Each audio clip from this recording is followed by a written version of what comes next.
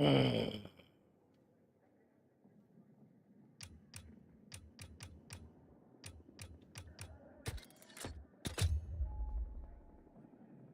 All right, let's go.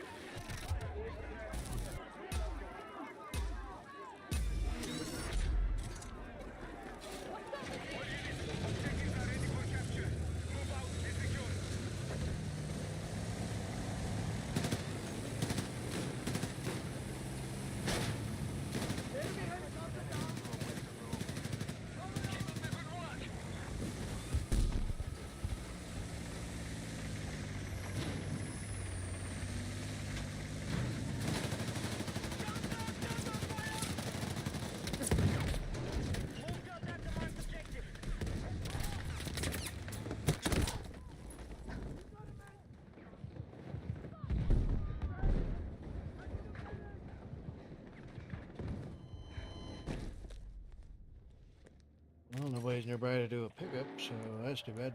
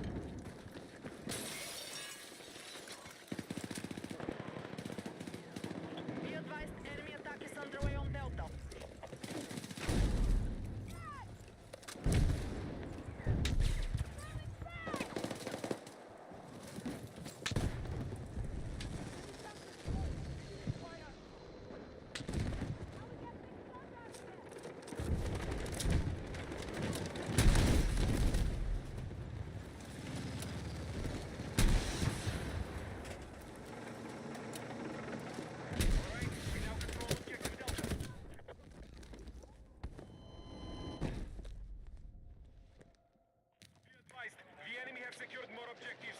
Let's strike back.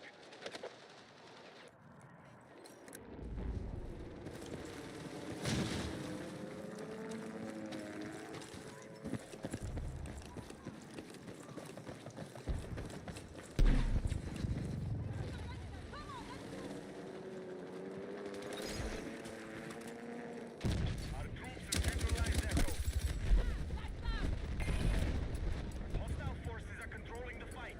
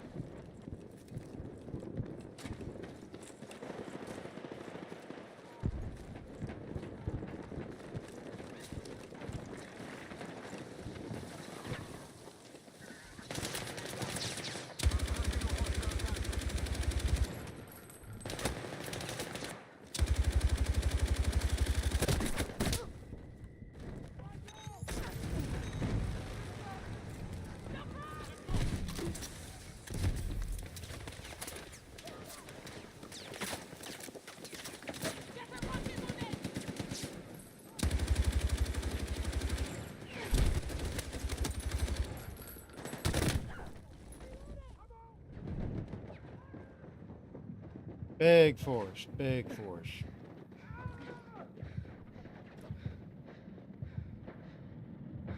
At least 6 are right there. These guys are incredibly coordinated. They know exactly what they're doing. We need defensive support on the marked objective.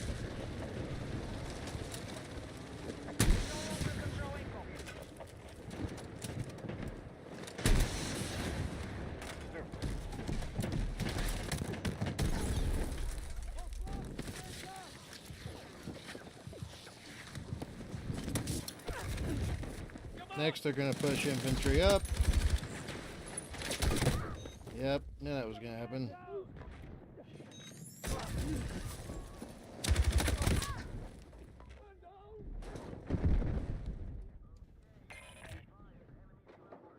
Damn, they are reaming us hard. Hostile forces are still controlling the fight. Break their hold.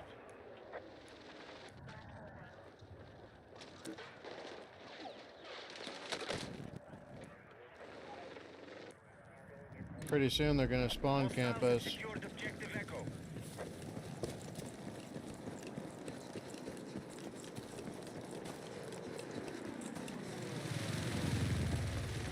Enemies are attacking Delta.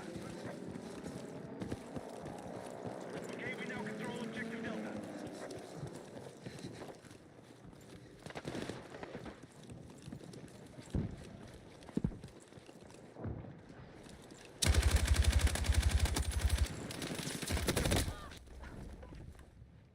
Yep, knew that was going to happen.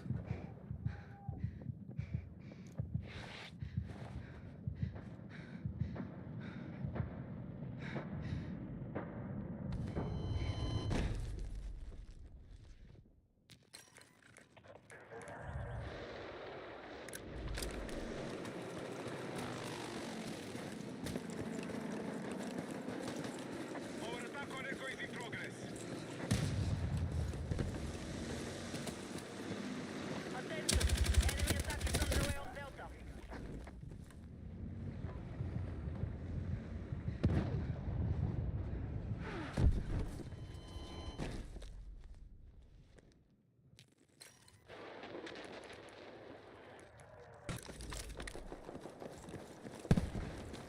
Kind of got no choice but to keep going. I mean, there's nothing else to do here.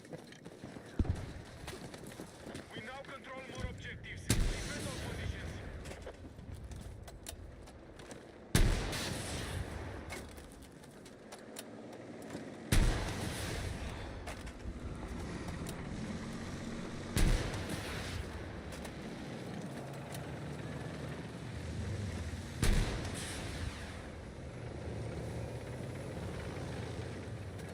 Hostiles have secured objective Echo.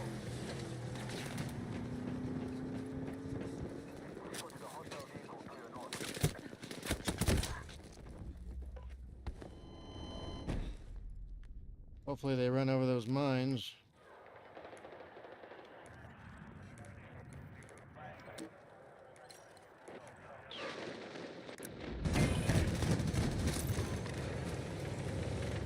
We have lost control of Charlie.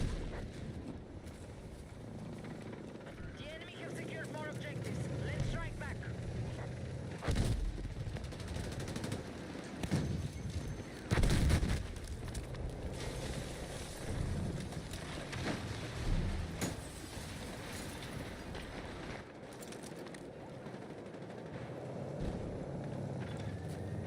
Our troops are attacking Echo.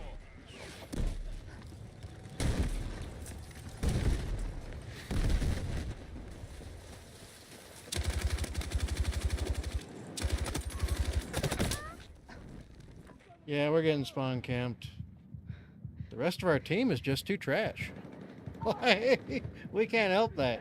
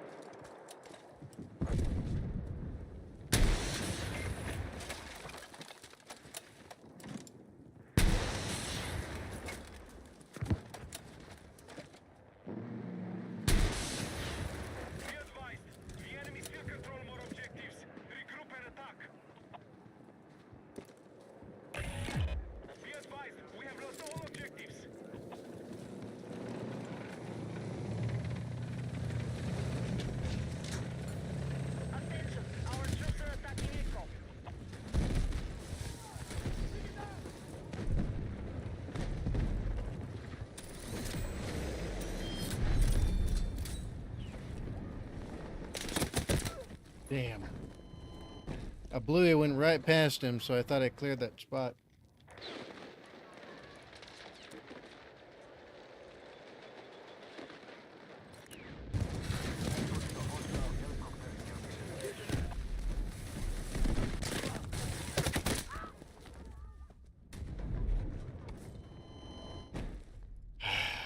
Fuck. This team is just too garbage. There's no coming back from this.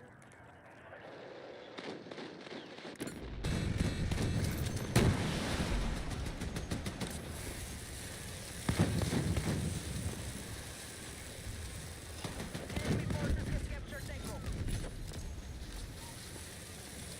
The enemy has maintained control.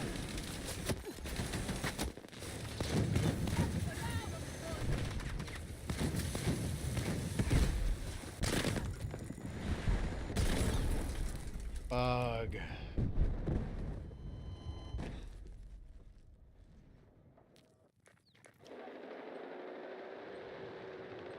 These guys play like they're in some serious training, essentially. Yeah, we're not winning this one. No way in hell. Be advised, hostiles have captured all objectives. Neutralize their control.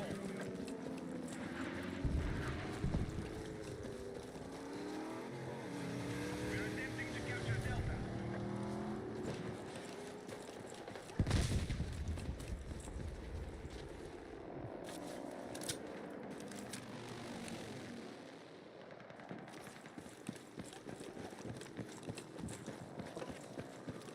Objective Delta has been neutralized.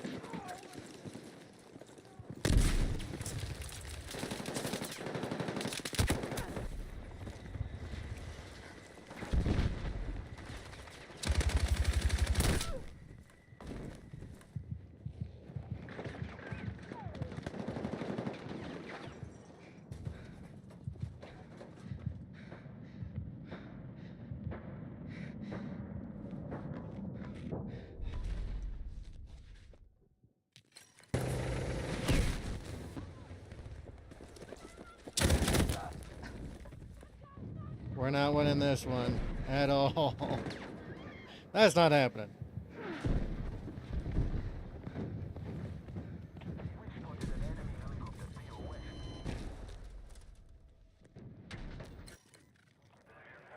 At this point, I'm just going to try to get some personal points and call it good there. We're not getting shit done beyond that. That's not happening.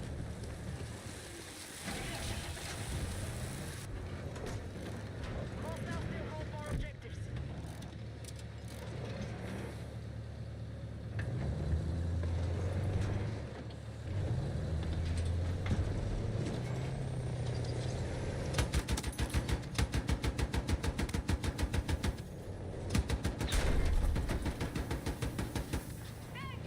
Objective Charlie has been lost.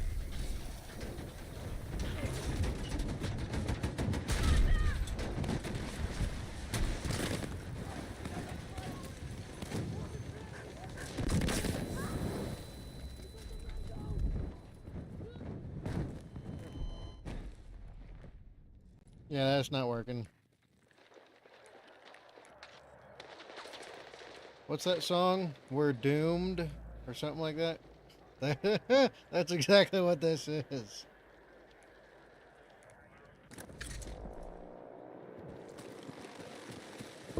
Be advised, objective Echo is under hostile control.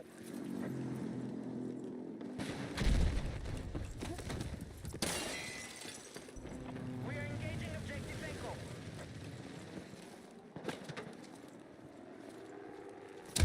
Hostile forces are still controlling the fight. Break See? their hold. Spawn camp. I'm just trying to get some kills at least before we inevitably lose this. Hostiles still control more objectives.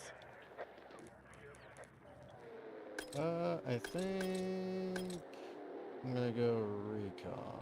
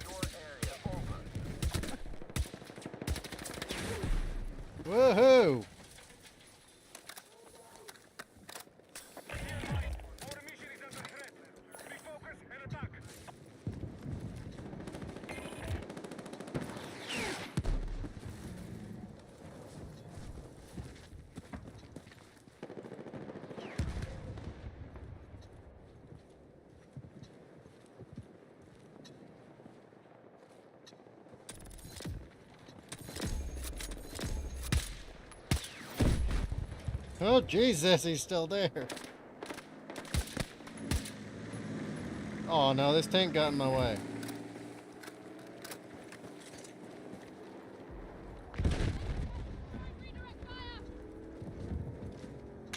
The enemy still control more objectives. Regroup and attack.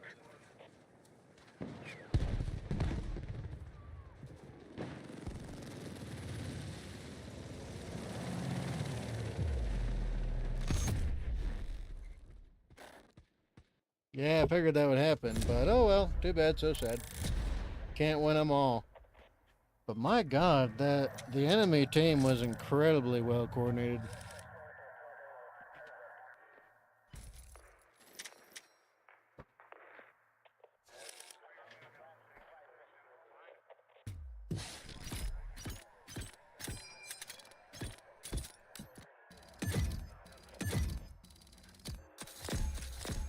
Oh, I got something out of this, though.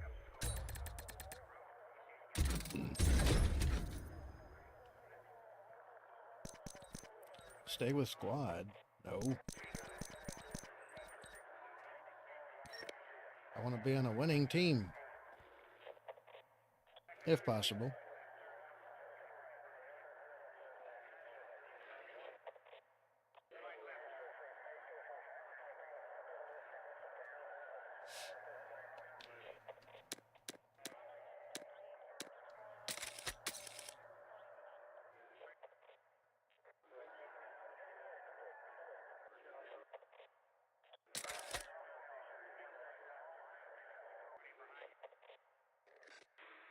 Fine. Hostile machine gunner is heading towards. Over.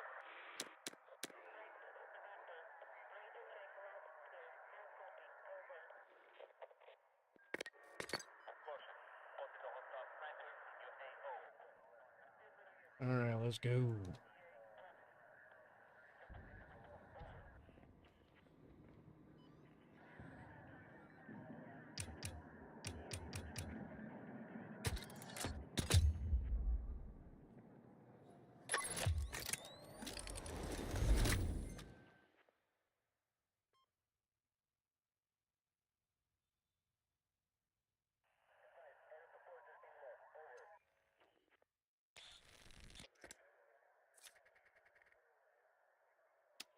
Yeah, whatever. I don't need a briefing.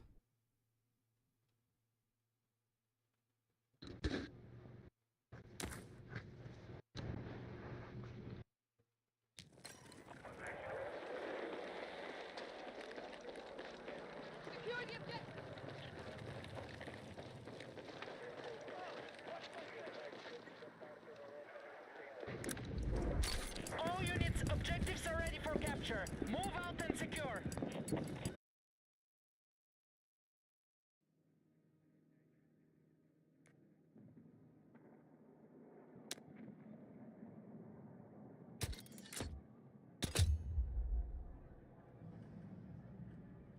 Huh. Seems like keep on getting DDoSed.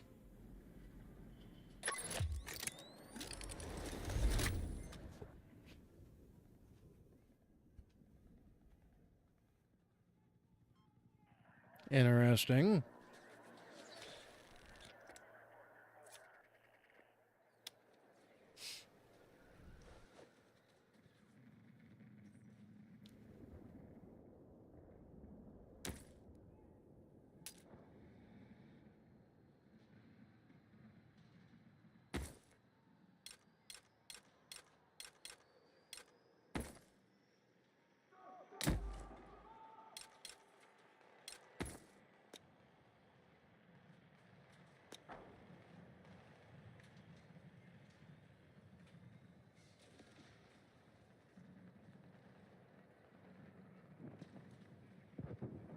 Do, do, do, do, do. Ding-a-ling-a-ling.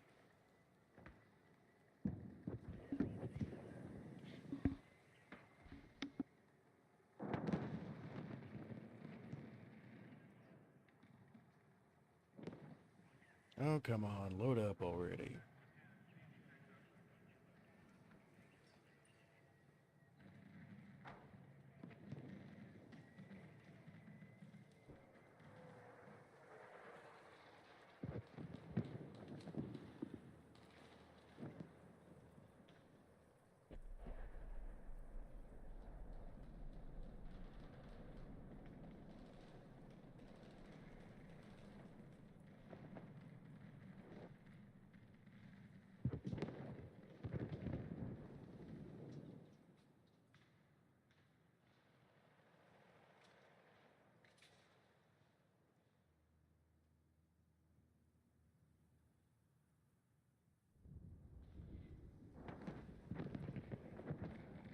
Jesus, this is taking eternity, isn't it?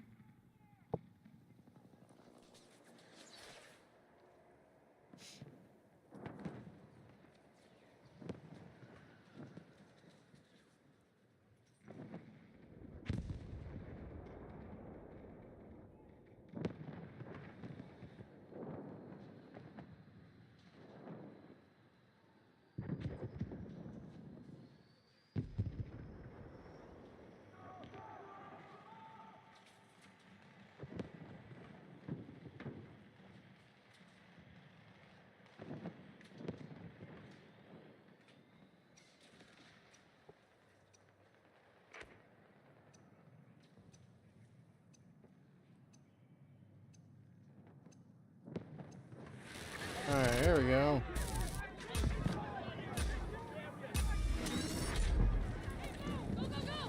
All call signs, you are clear to attack. Secure the OBJs and defend against any hostile acts. Move out.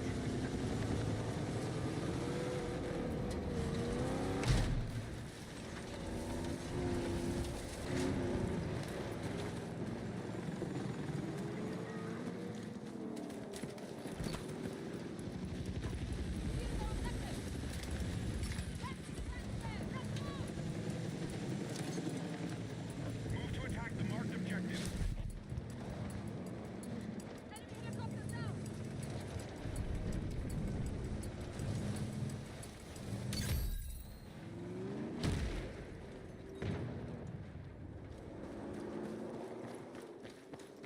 Objective Bravo is under our control.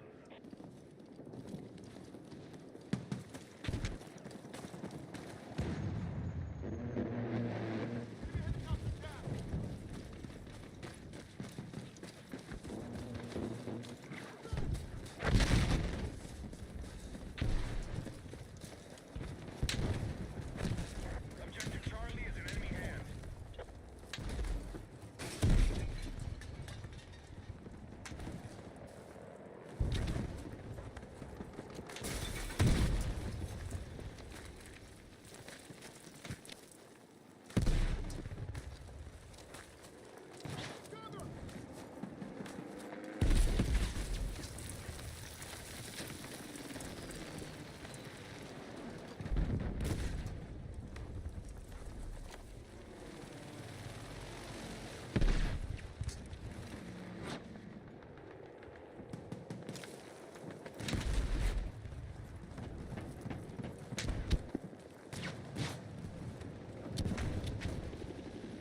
The enemy is attacking Alpha.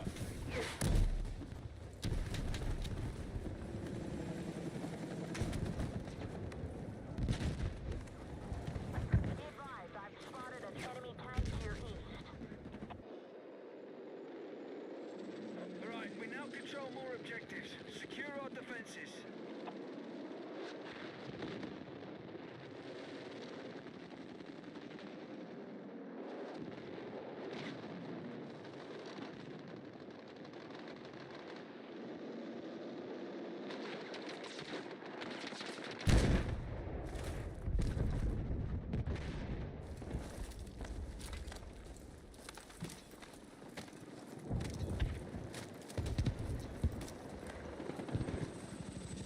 Defensive position needed on the marked objective.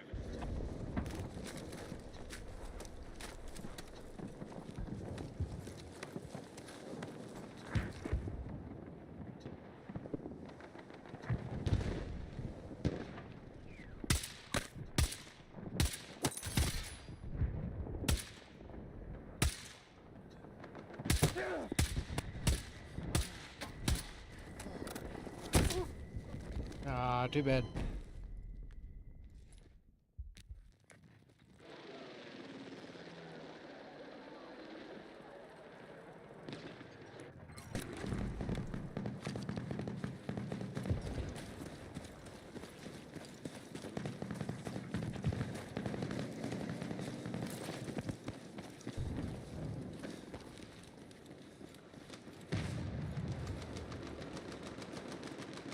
Our forces are controlling the fight.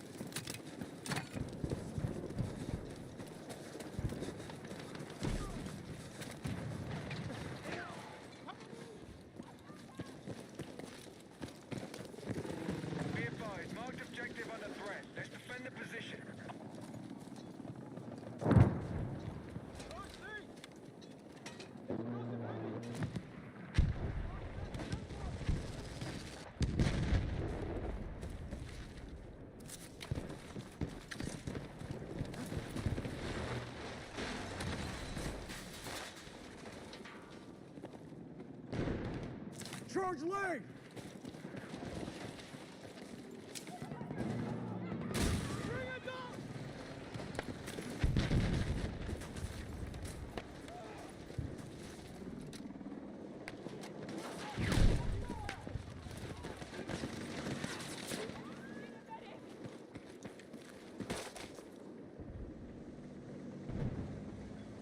We no longer control objective Bravo.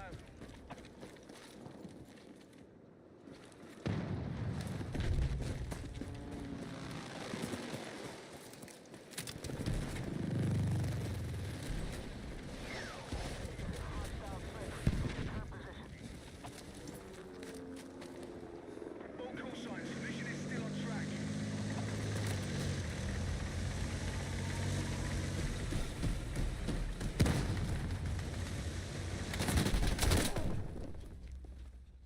Kind of got trapped there. Couldn't do much of anything else.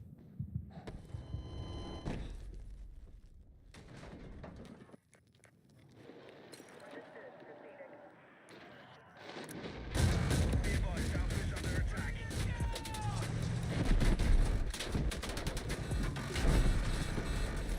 Enemy helo destroyed.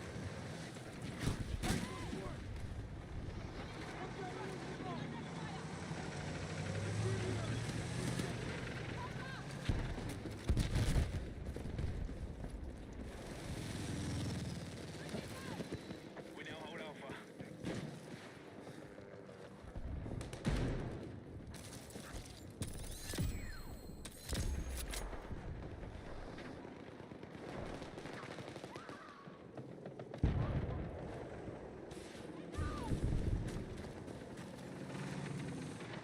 Enemy forces have taken objective Charlie.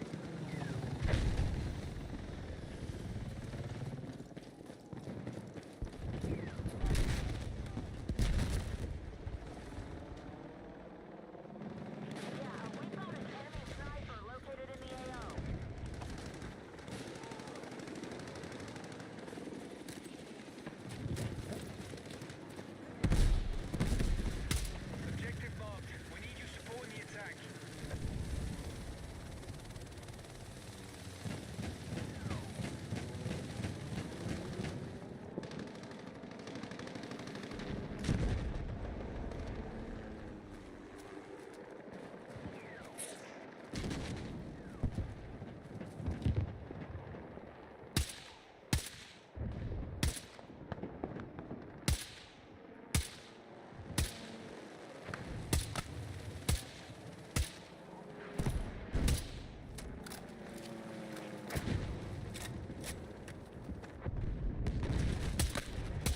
Be advised, enemies are attacking objective Bravo.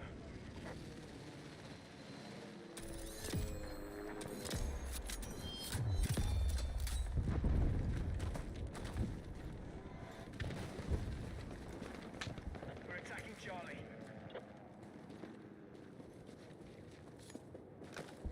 Objective Charlie has been captured by hostiles.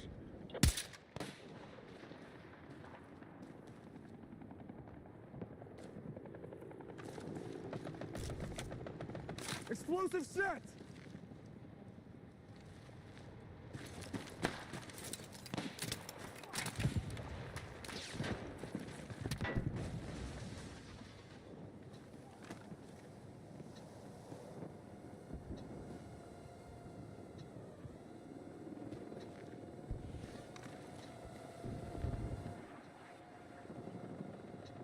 Attack support needed on the marked objective.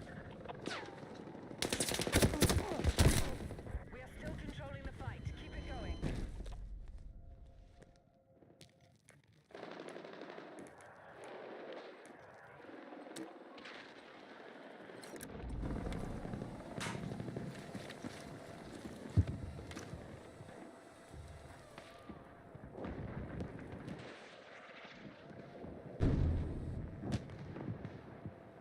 Hostiles now hold more objectives. Out.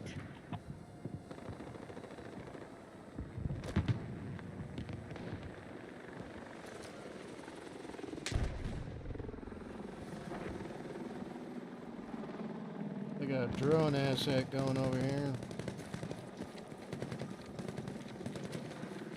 Be advised, objective Charlie is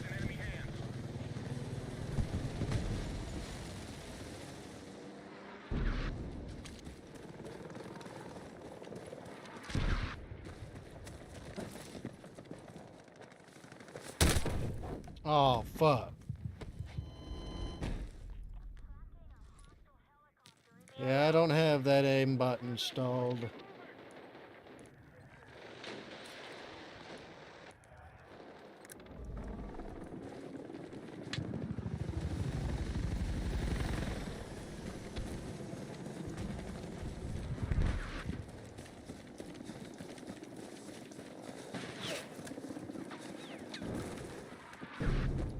We've secured Bravo. Good job, squads.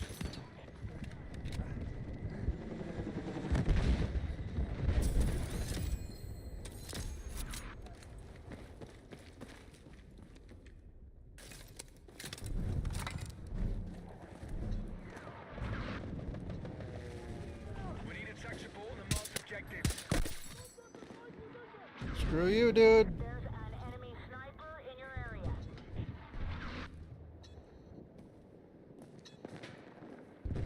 Right, objective Bravo is under our control. Hostiles still control more objectives. Let's regroup.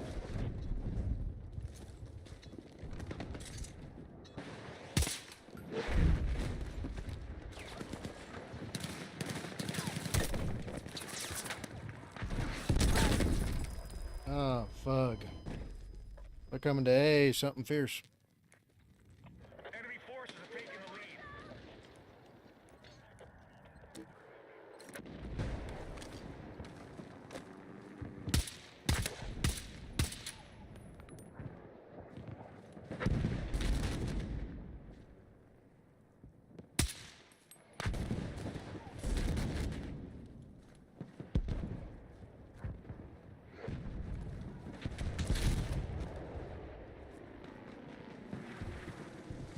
Be advised, Alpha is under attack.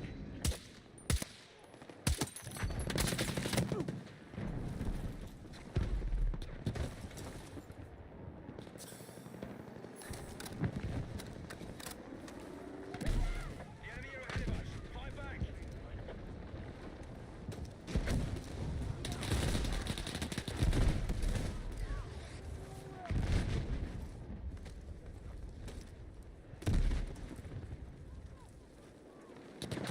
Damn, they got this place We now hold Alpha. very well secured. Enemies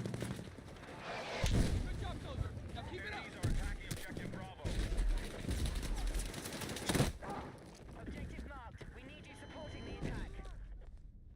Nothing we could do there.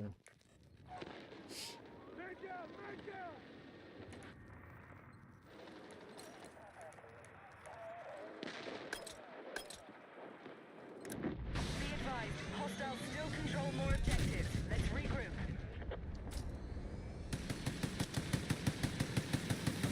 We have lost Alpha. Bravo has been secured.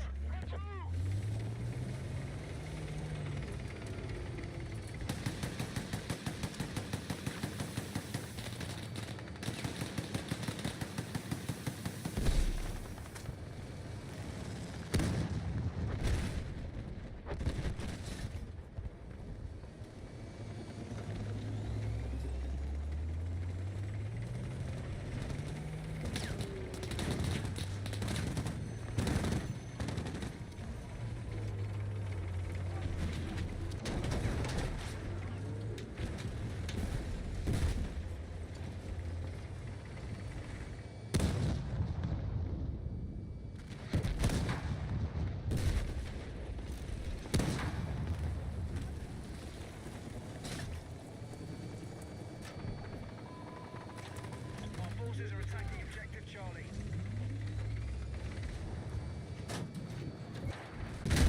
Move to attack the marked objective.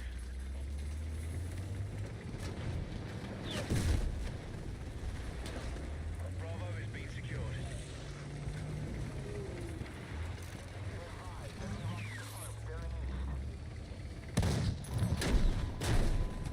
Be advised, hostiles still hold more objectives.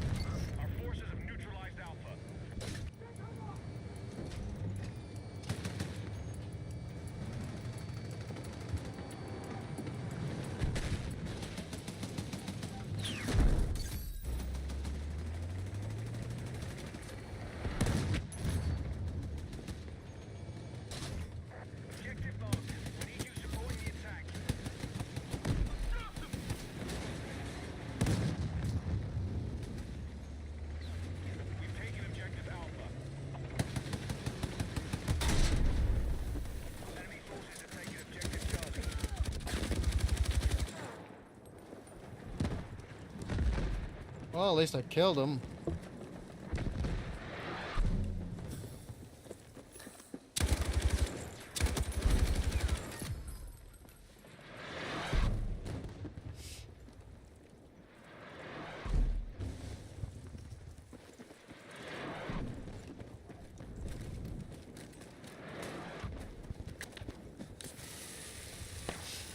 We now hold Alpha.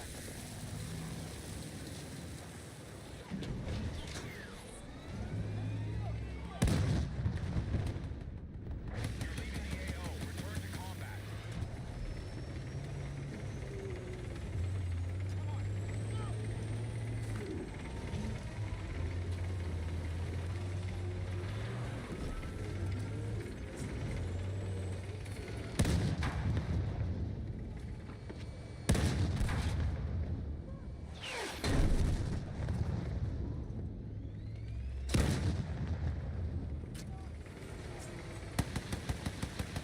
We now hold objective Bravo.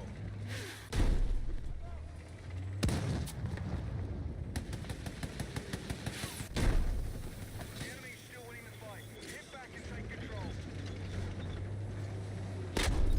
Enemy attack confirmed at Alpha.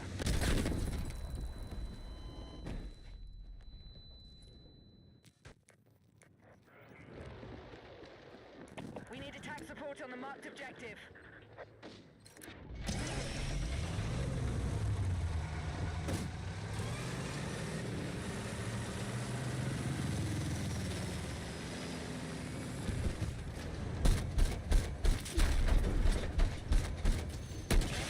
Risk. I need all elements on the attack.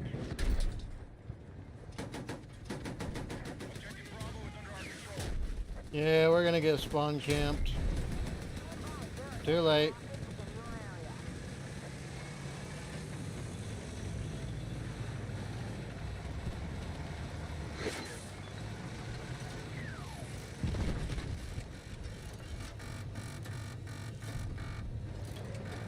Objective Delta is up.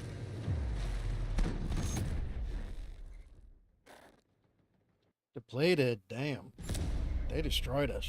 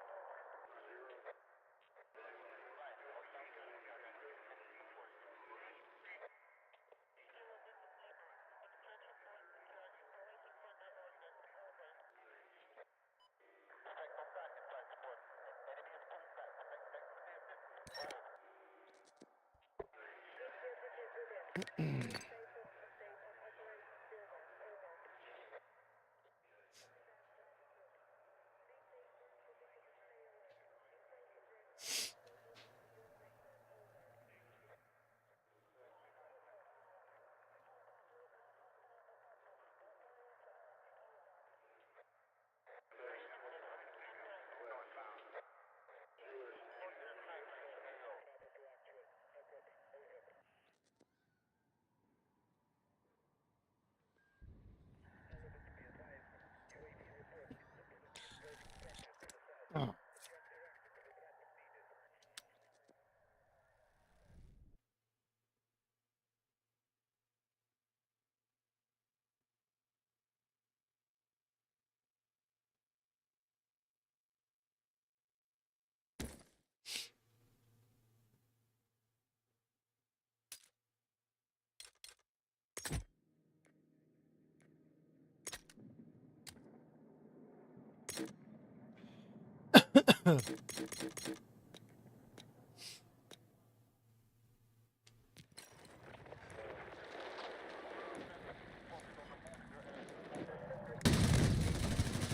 Squad, objectives have been marked.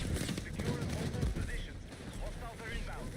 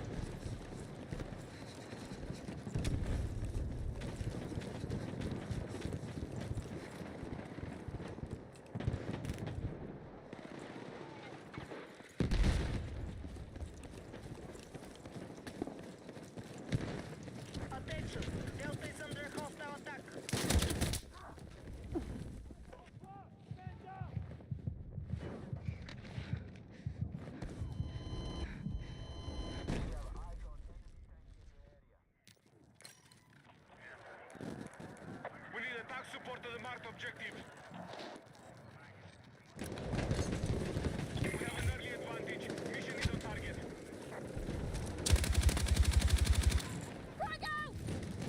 Our control of Delta has been lost.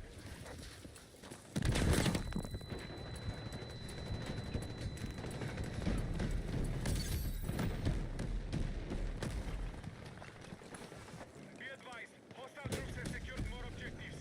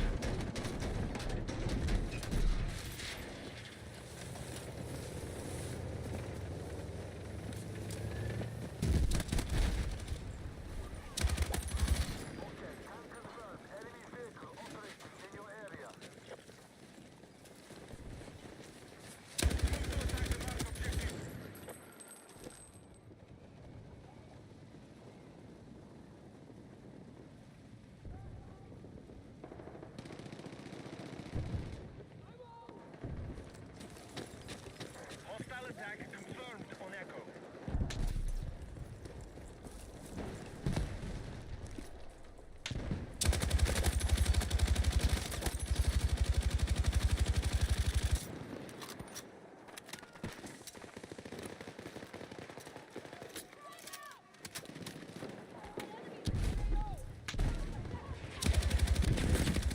Okay, we now control objective Delta. Frag out! Stay low. Frag out! Who's got rockets?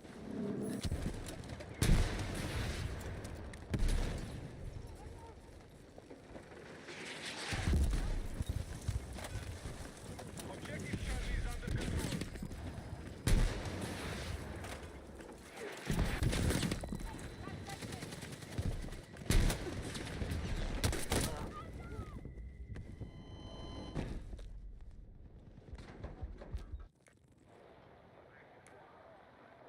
We need to defend the marked objective.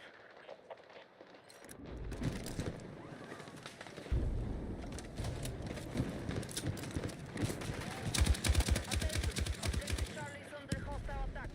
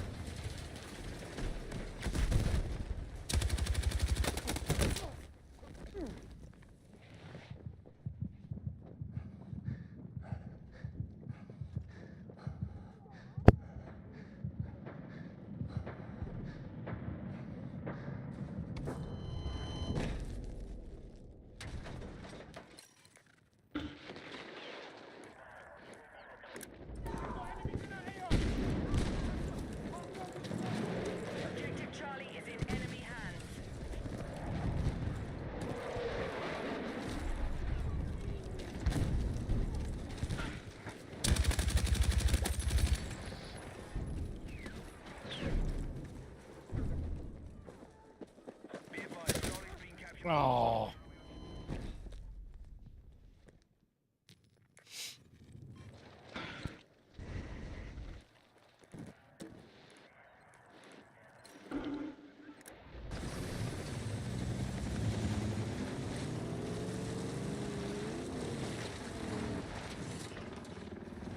We've neutralized Charlie.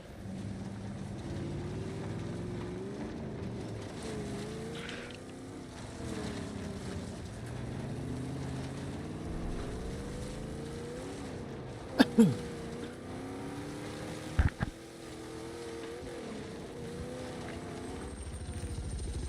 secured Charlie.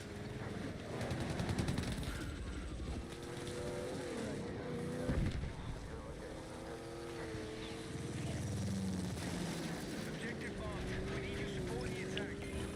Hero bitch, bro. Fuck Christ.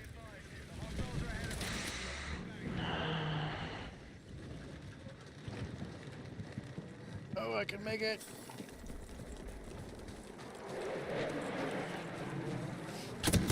No. Apparently I can't make it.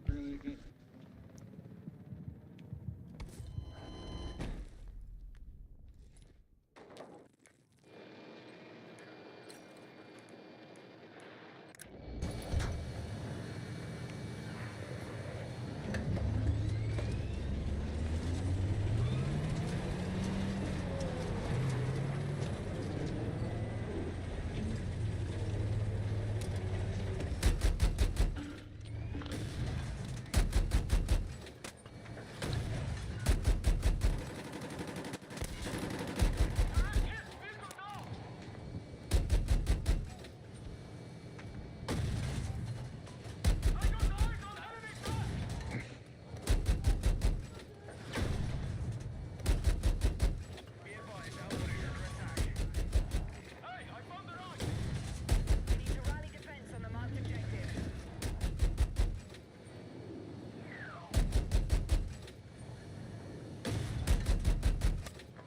Enemy helo!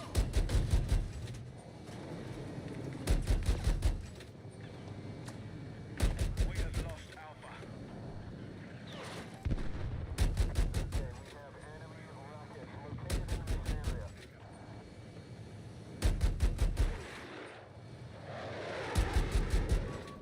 Just every point gone. Fucking Jesus, man.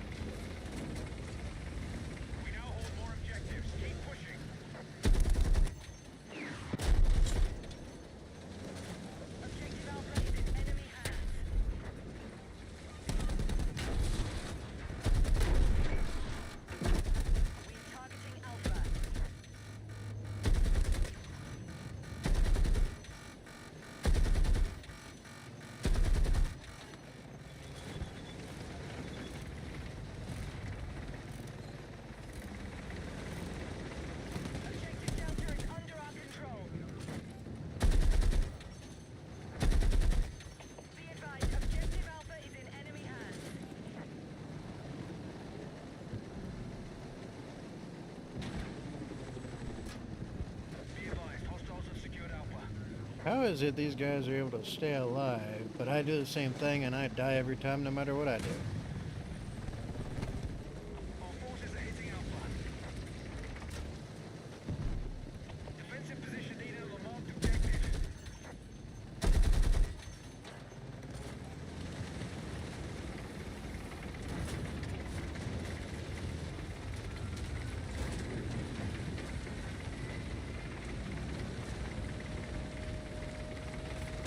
The enemy has control of Echo.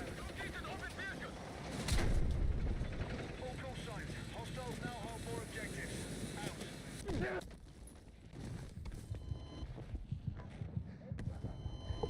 See, like that. But it's still being controlled by the enemy.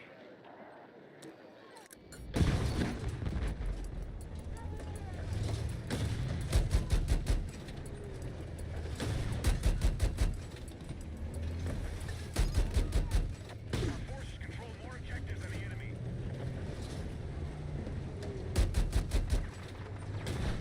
We have secured Bravo.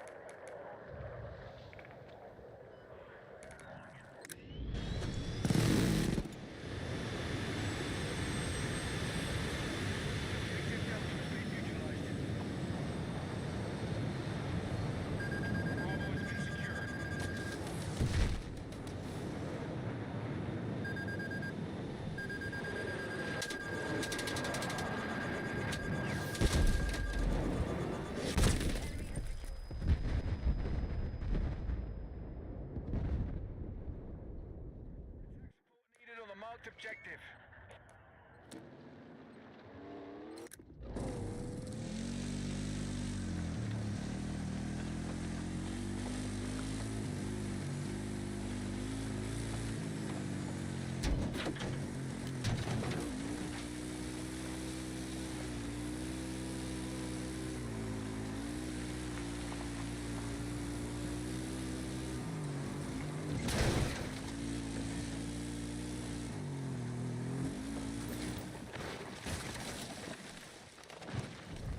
The enemy is attacking Alpha.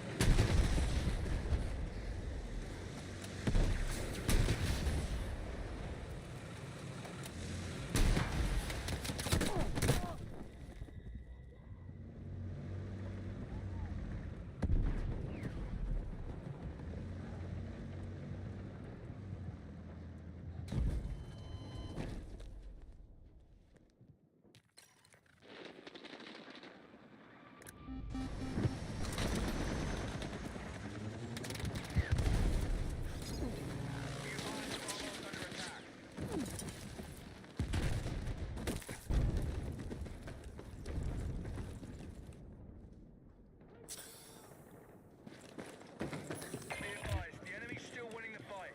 Hit back and take control. Hostiles still hold objectives.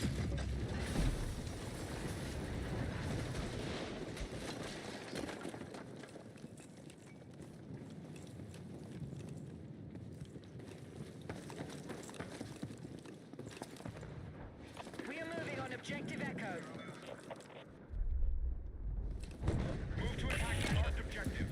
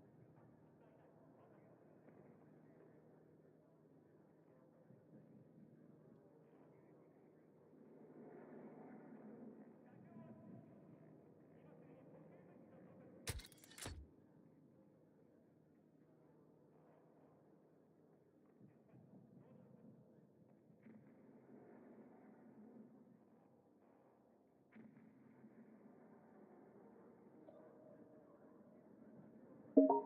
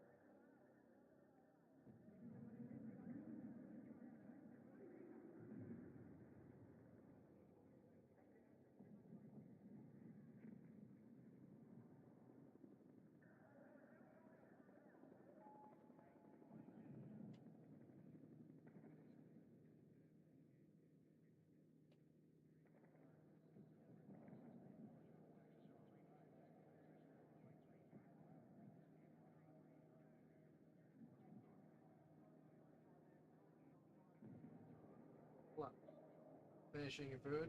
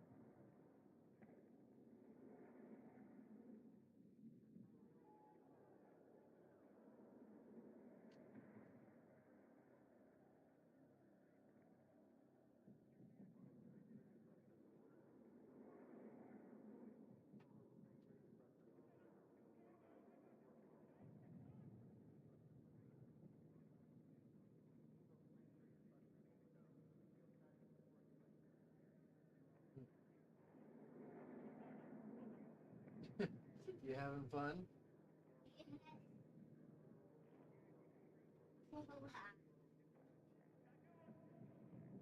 Well, don't run into me with that.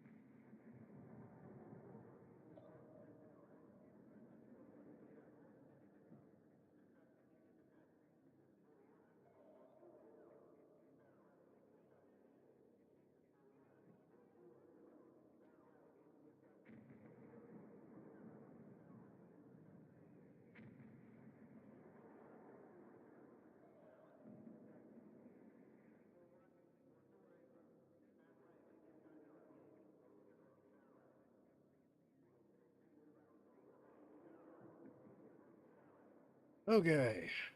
I said, fuck it. Yeah, fuck it.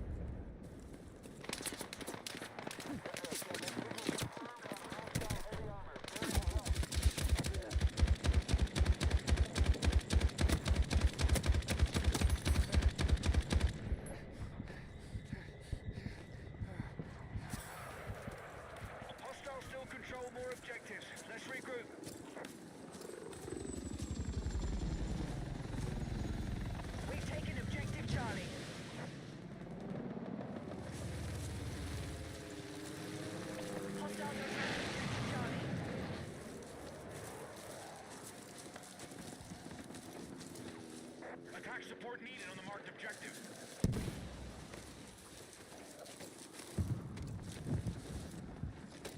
Objective Charlie is now under our control. Hostiles are attacking objective Charlie.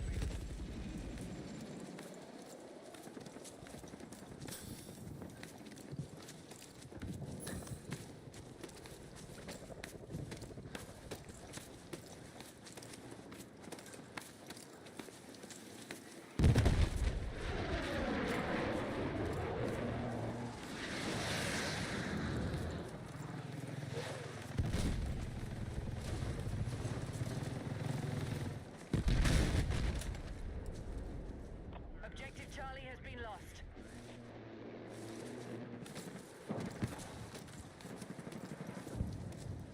We are attacking objective Delta.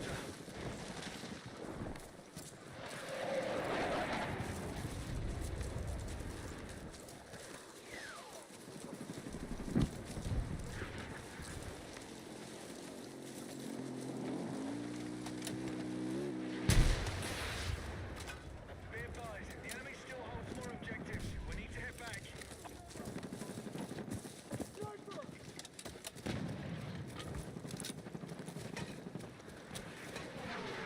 Objective Charlie is being captured by hostiles.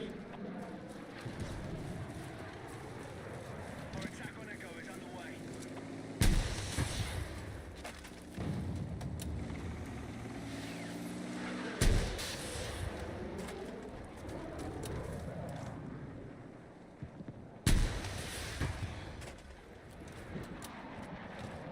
We begin our assault on Charlie.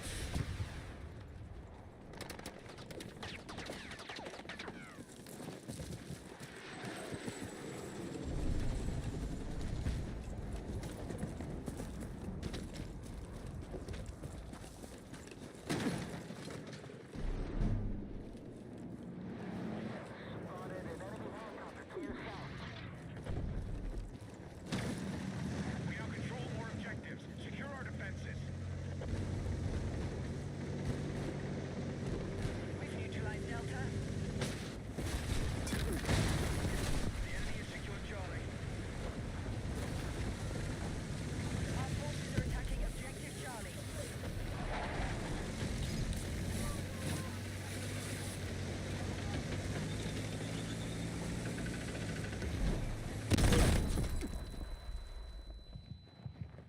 Scared him off, so that counts for something.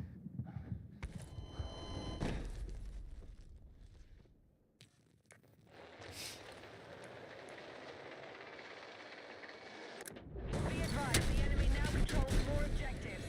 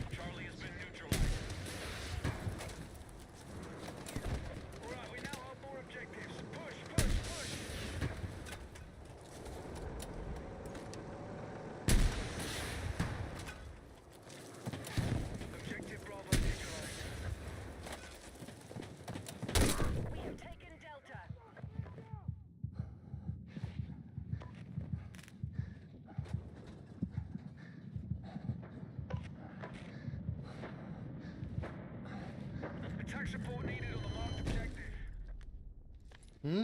Target down! Be verified!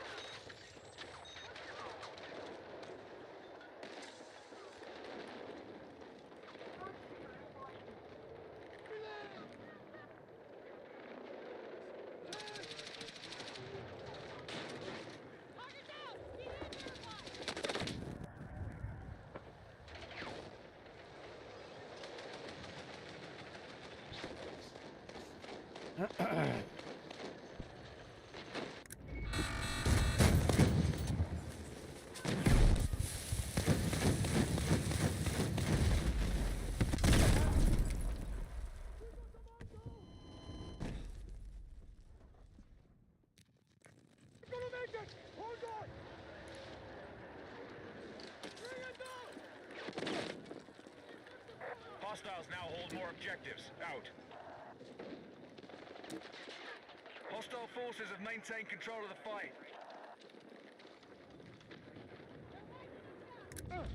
All right, let's take this objective.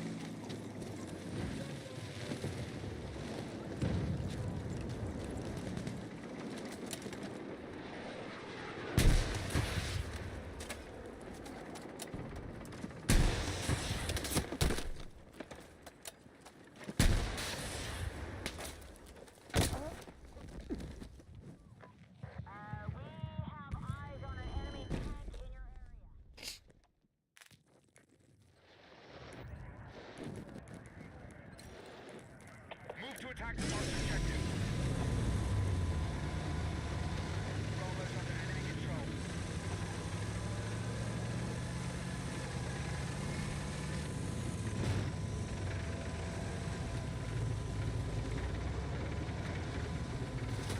Our forces are hitting Delta.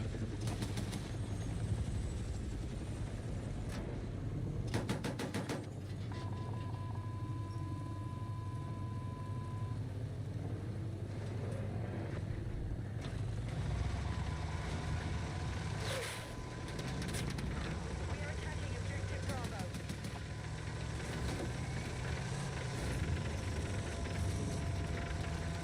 Bravo is under enemy control.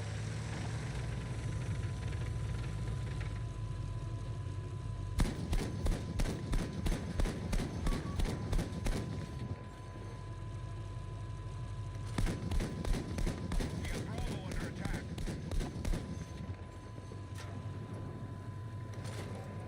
Where is the thing that's The painting enemy have us? taken more objectives. It's probably a freaking drone or something. Right, we have taken Delta.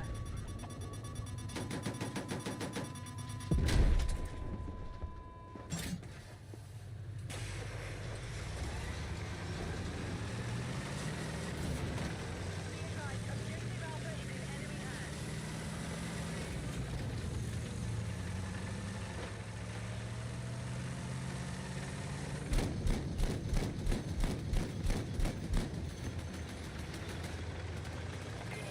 Alpha is in enemy hands. Objective! Take it! The battle is still being controlled by the enemy.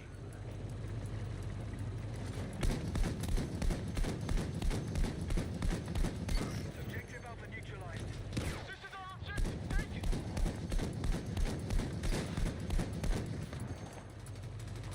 Enemy hero! Alright, we have secured more objectives. Let's hold it. Attack support needed on marked objectives.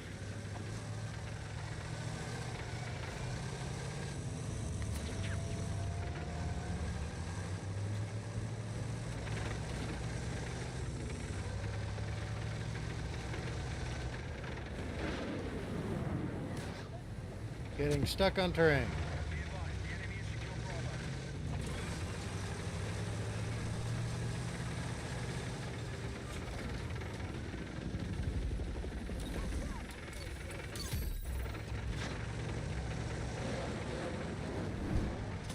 Be advised, objective Charlie is in enemy hands.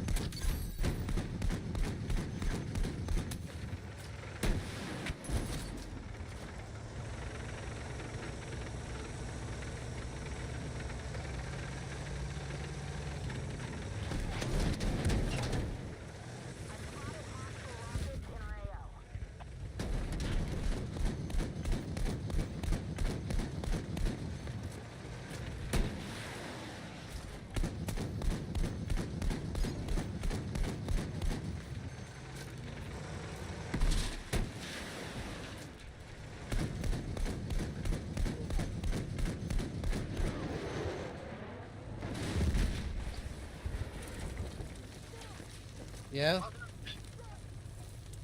Okay, 8908. 8908. Advised, we need attack support on the marked objective.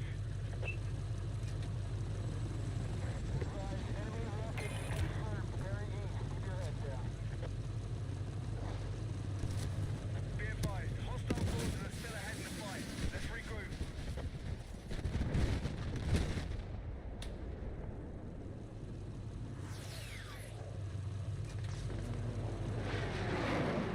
Objective Charlie is being captured by hostiles.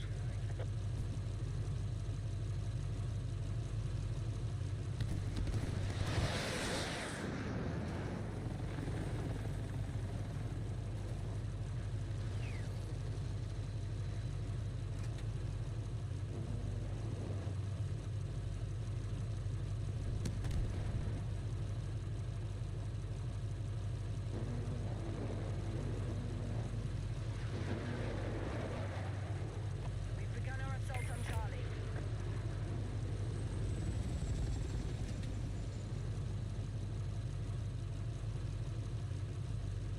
We are attacking objective Delta.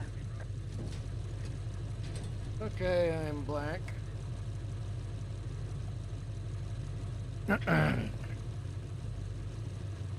Cool.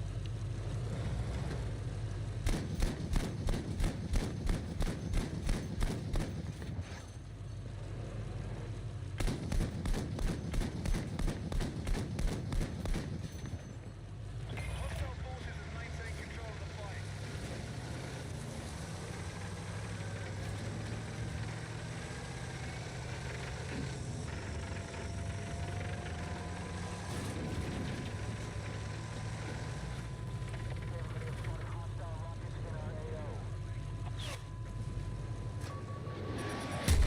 We need attack support on the marked objective.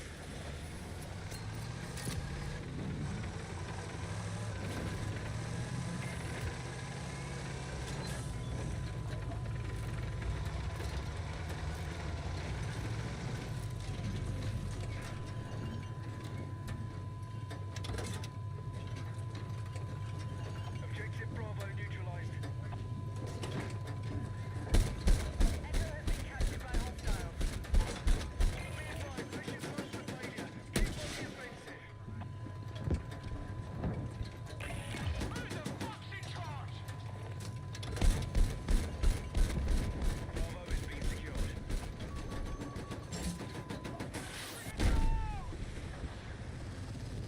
We've Freaking lost A. control of objective Alpha.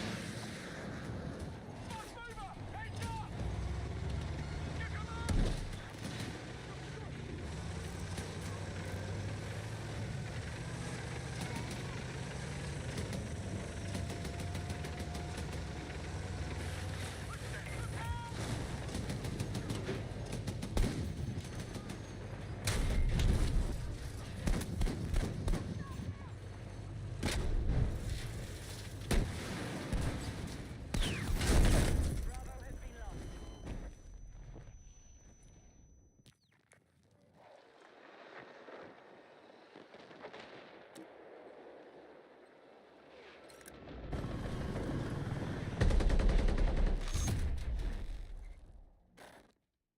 Oh, that was the end of it, I guess.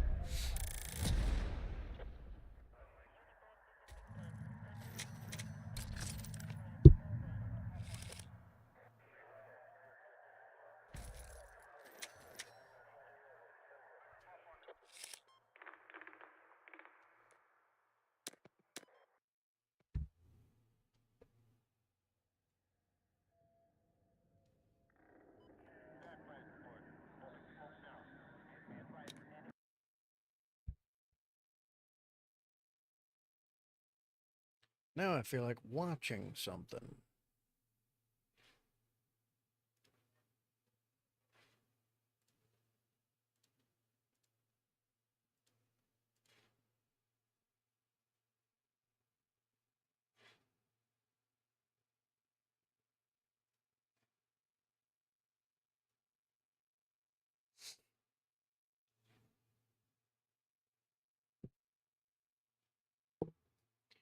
Hmm.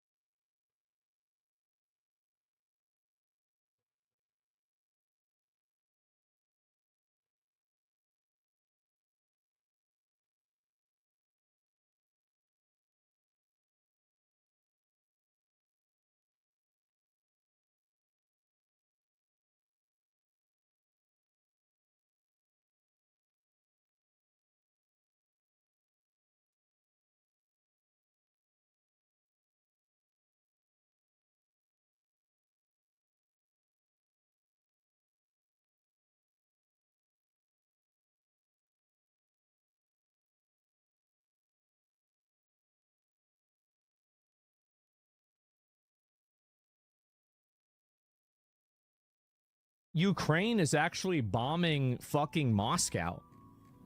Like, I didn't expect to see this at all, but it looks like we're actually having like a legitimate fucking crash out. Look at this here.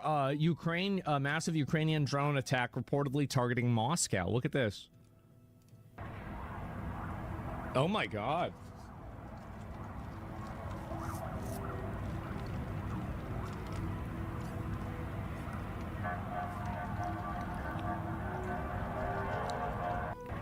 Trump posted a threat to Iran on Truth Social. Who cares?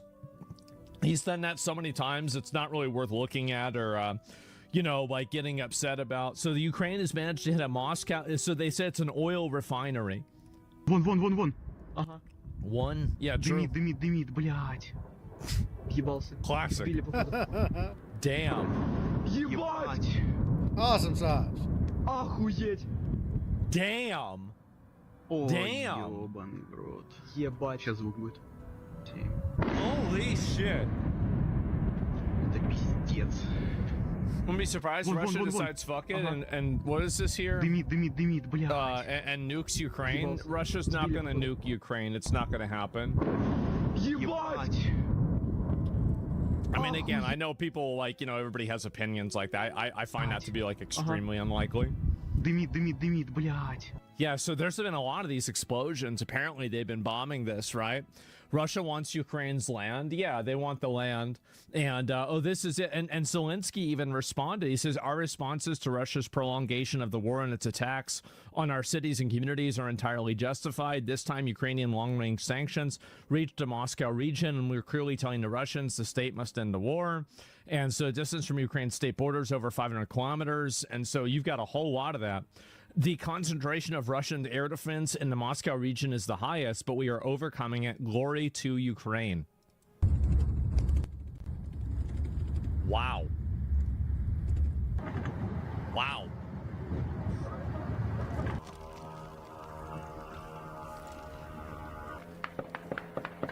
Uh-oh, trying to shoot him down. You say Sunday's gonna be one day a week all gaming? I said I might do that. Yeah, we'll see what happens. I don't know yet. And it's fucking crazy. Yeah, it is. I think Russia might collapse this year. It's really hard to know what's real coming out of Russia because, like, obviously they have a propaganda state, etc. It's kind of like China, where it's like you can look at, for example, you know, like Russia or China. There's a lot of places where it's like it looks really nice there, but you don't really know if that's actually the way it is. You know what I mean? So it's hard to say. And I don't know what to, I don't know what's real. I just don't. I feel like there's so much propaganda and so much fake news about it that it's almost impossible to be like, oh, okay, I know what it is. It's this. So yeah, Mother Russia will never collapse. Maybe. I don't know. Let me turn this. So that's like one of their airplanes? Where'd the camera go? What happened? Oh, the boat? Ooh, they're killing the boats. Damn. Bro, they really hate this boat, huh? God damn. Shit. That's cool. Russia's a PvP server? Well, I mean, that whole area is right now. I wonder that if you were to read Putin's mind, do you think that he thinks this is worth it? I feel like there's no way he does, right? I mean, like, 4 years entangled in Ukraine doing this shit. Like, there's no way he thinks this is worth it. I mean, I think he regrets it. Yeah, I mean, like, how can you possibly not regret this? It's just been a huge fucking problem. And he can't back down anymore? No, I don't think he can either. I really don't. And so, yeah, there's another one. Moscow drone attack continues right now. Here's another one. Look at this. Bitch, Oh, buddy. another one is flying somewhere. Fuck. Где-то, блядь. Вот он, падла, блядь. Is it gonna hit? Oh, that Сука. false alarm. False alarm. Вот он, гаденыш. There they are. There he is, the little bastard. Падла. Scum. Яуза, блядь. Bitch, fuck. Второй уже, сука. Second one already, bitch. На капоте Probably пидор, flying блядь. to the component. I don't know what that Второй точно is. летит, и опять The не second попали one's по нему, definitely блядь. didn't hit him. Man. So they're just, oh, wait a minute. I mean, is Ukraine really just flexing on them that hard that they're just flying these fucking things in the middle of the day? They're like, yeah, it's like 3 p.m. Yeah, send in another one of the Buzzy boys. We're gonna flex on them, let them know. Send them another lawnmower. Waste ammo. Yeah, it's time. I know. Like, how do you do that?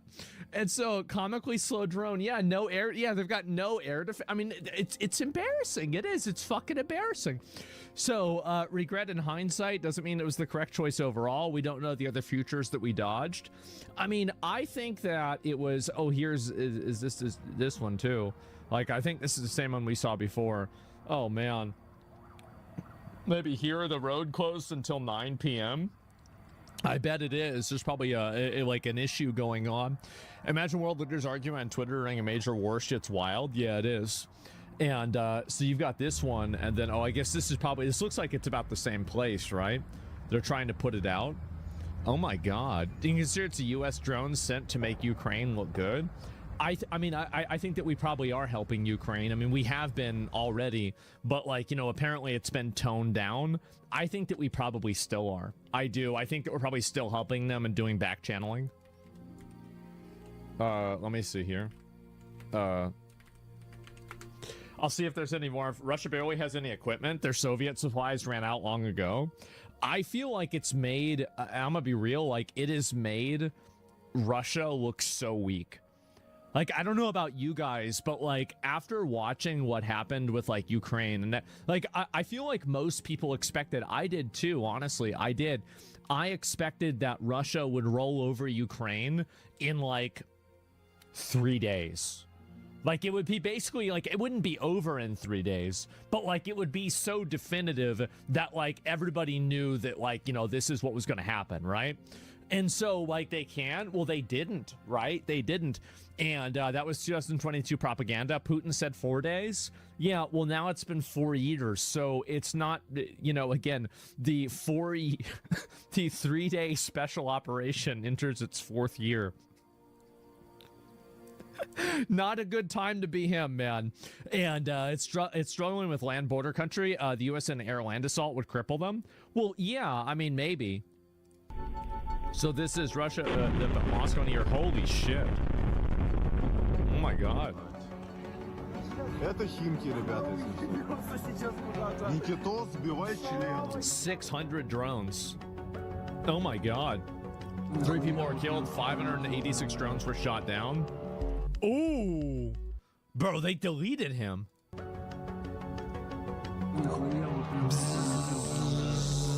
Get the fuck out of here. Damn. 14 drones made it. Yeah, and it said also on Sunday it had Russia border guard ship with the Caspian Sea. Oh my God. Or is Ukraine just targeting civilians now? I have no idea. Said his army had destroyed a rare amphibious aircraft behind enemy lines. I mean, I don't know if they're probably not even going to show that. Russia can't catch them all. Yeah, Russia has pummeled Kiev with hundreds of missiles and drones killing at least 24. Wow. Well, I guess that's really not a big surprise. Moscow, Ukrainian drone shot down a Russian capital. Oh, is this another one that got shot down? Let me see. Прям над нами летит. Oh, there's one.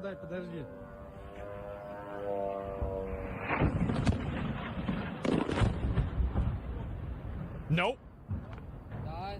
Nope, got him. Got him. Nope. Buzzy boy, yep. I didn't even see that. They just, oh, now I do. Yep, there it is. Ukraine war is longer than World War II? Well, no, World War II started in 1940, 1939. That's generally the way that people, like, look at the start of the war, right? And 1939, yeah, exactly. And so, like, is the invasion of Poland. But, like, I don't know. Maybe, like, a specific conflict? I have no idea. And Moscow is looking a lot like Ukraine. Not fun anymore, is it? Uh-oh.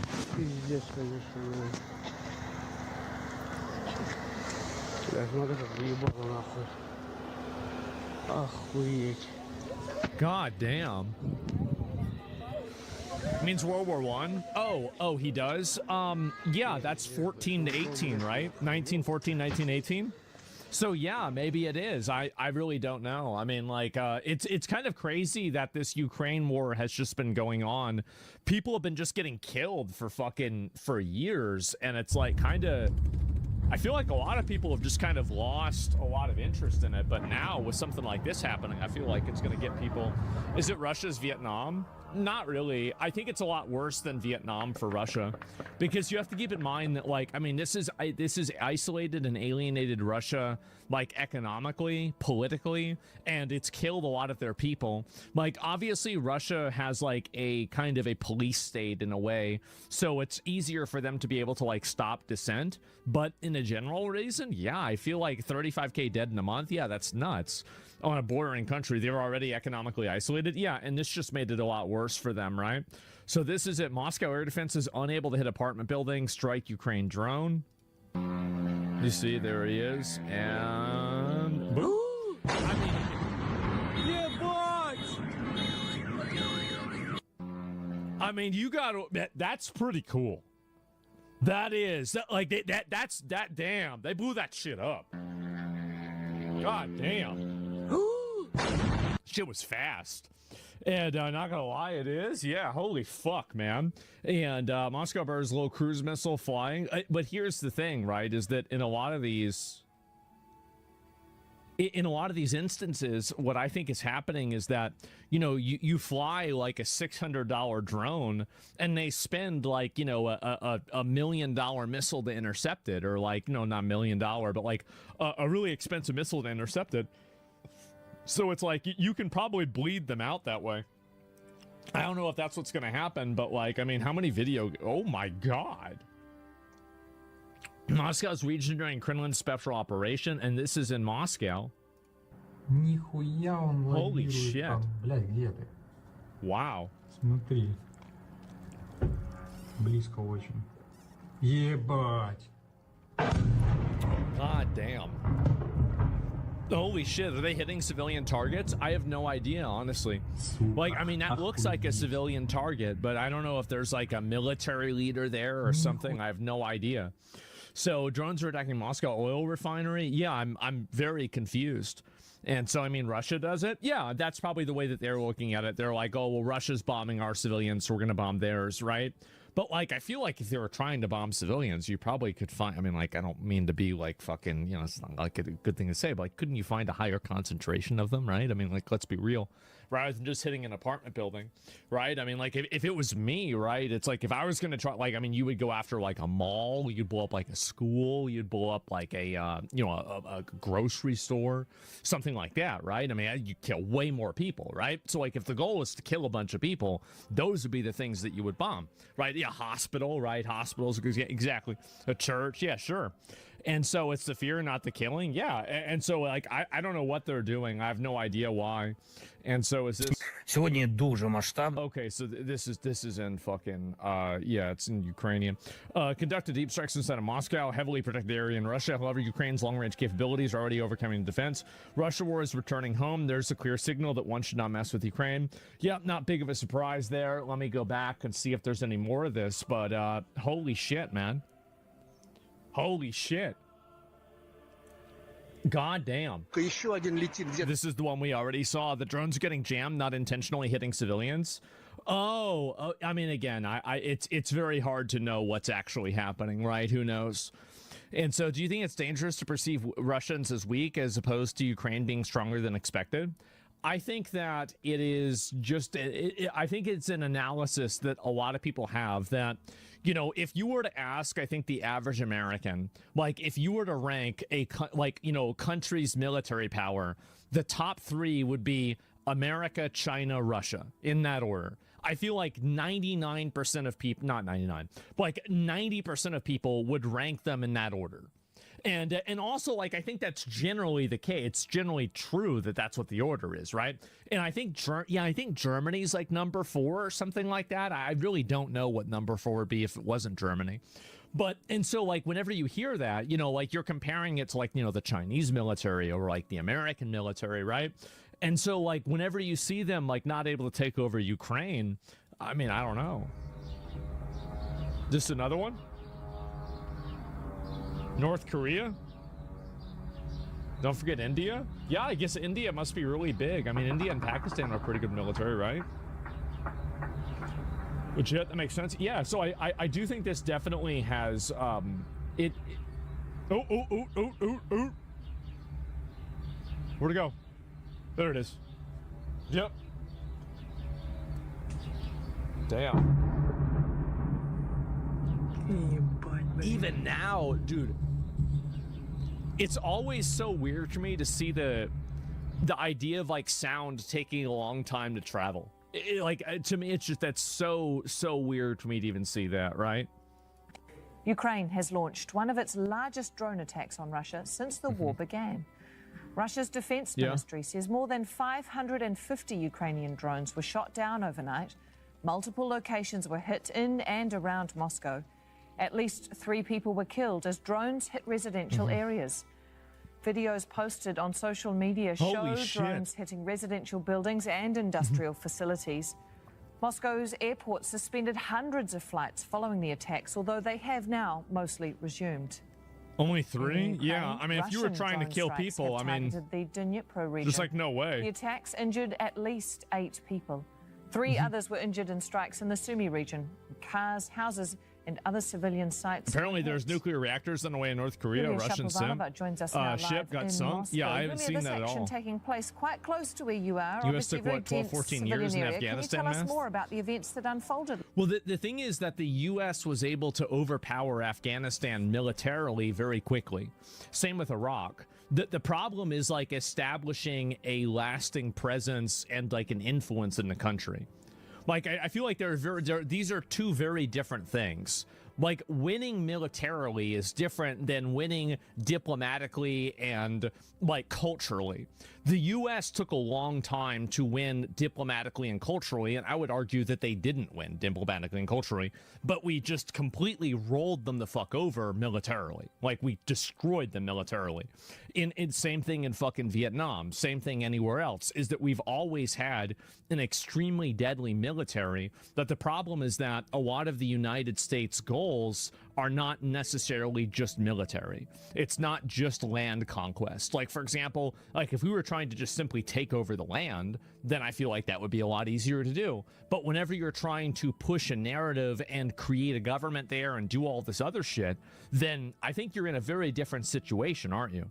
This week, Russians launched over 3,170 attack drones, over 1,300 guided aerial bombs, and 74 missiles of various types, most of them ballistic, against Ukraine.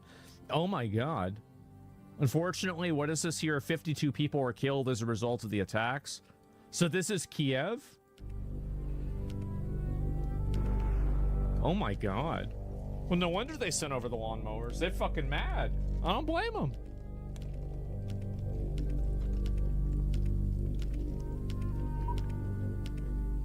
People say W, it's not W. My mentality about the Ukraine war is that I think Ukraine are freedom fighters. I think that they're on the right side. I think Russia is the aggressor. I understand that there's like complicated. It's not extremely simple, but if I had to fall off on one side of the fence or another, it would just so easily be Ukraine. It would be so easily Ukraine. It's obvious. Like, I don't think the Russian people are at fault. It's just Putin and the government that are trying to push this. Like, that's it. I mean, like, I don't think that, like, they're evil or something like that. It's just, this is what happens. Azovs are still a bad subgroup, though? What, because there's some racist people in Ukraine? That means this is, like, bombing Ukraine's okay? Who cares? Like, there's racist people in every country. Like, I mean, you could use that example to do anything. Russia's the aggressor, but the Russian people are the victims as well? Yeah, exactly, right? Don't care for this stuff, the forced mobilization and conscription? Yeah, I think so. Why would Russia allow NATO on their border? NATO, Ukraine isn't NATO. Ukraine isn't NATO, and Trump came out and said explicitly that Ukraine wasn't going to go to NATO. They weren't going to join NATO. So like this entire like NATO, fear mongering, they said that multiple times, right? I mean, that's it. Finland is? Well, then why aren't they bombing Finland? Right? So like, yeah, look at that. And so like, what is this? Why are they bombing Ukraine? I think it's very clearly that, like, this is just I'm not a mind reader. I don't really know this, but like if you listen to Putin talk about, for example, the Soviet Union and, the history of Russia, it seems like, how people accuse Israel of trying to build greater Israel and expand the size of Israel? I think that Putin views Russia the same way, and he views the land loss from, the collapse of the Soviet Union and everything as like something that is to be regained, right? And I think that's probably one of the reasons why he's doing that. But I don't really know. I mean, like, it's too ideological for, like, something to happen like this. But maybe I'm wrong. I really just don't know. It's really hard to know actually what's happening. And I'll be honest, guys, I really don't. I mean, it's kind of hard to say. I mean, I can give you my best idea of it, but I mean, it's just fucking insane to see. And Israel mentioned brain now malfunctioning. Yeah, it is very, people are very, very opinionated about Israel nowadays. I think that it's a bit much. But, like that's totally another thing. So this is the oil refinery here. Language barrier makes it hard. For some people, I'm sure it does. World War II DLC.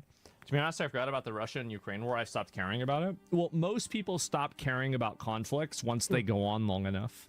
Like, it's the same thing as, like, even the, the Iraq war or the Afghanistan war. Like, people at a certain point just lose interest in caring. And this is just the way people are.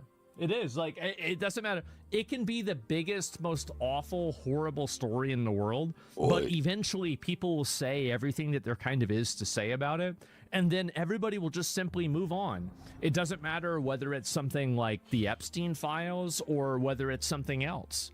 It's almost like it's not even happening anymore. Yeah, I mean, I think to an extent that's kind of true. True, it doesn't affect us. Yeah, it doesn't affect people, and I think because of that, it's very easy for them to be able to just kind of ignore it. Central Moscow right now. Holy fucking shit. And people are saying the reason why the drones are hitting civilian targets in some cases is because they're jammed. I mean, I really don't know. It's, like people that like Ukraine are going to say that. People that don't like Ukraine are going to say the opposite. So it's kind of hard to really know what's true or what's not. Everything is a distraction from what I care about? Yes, of course. Holy shit.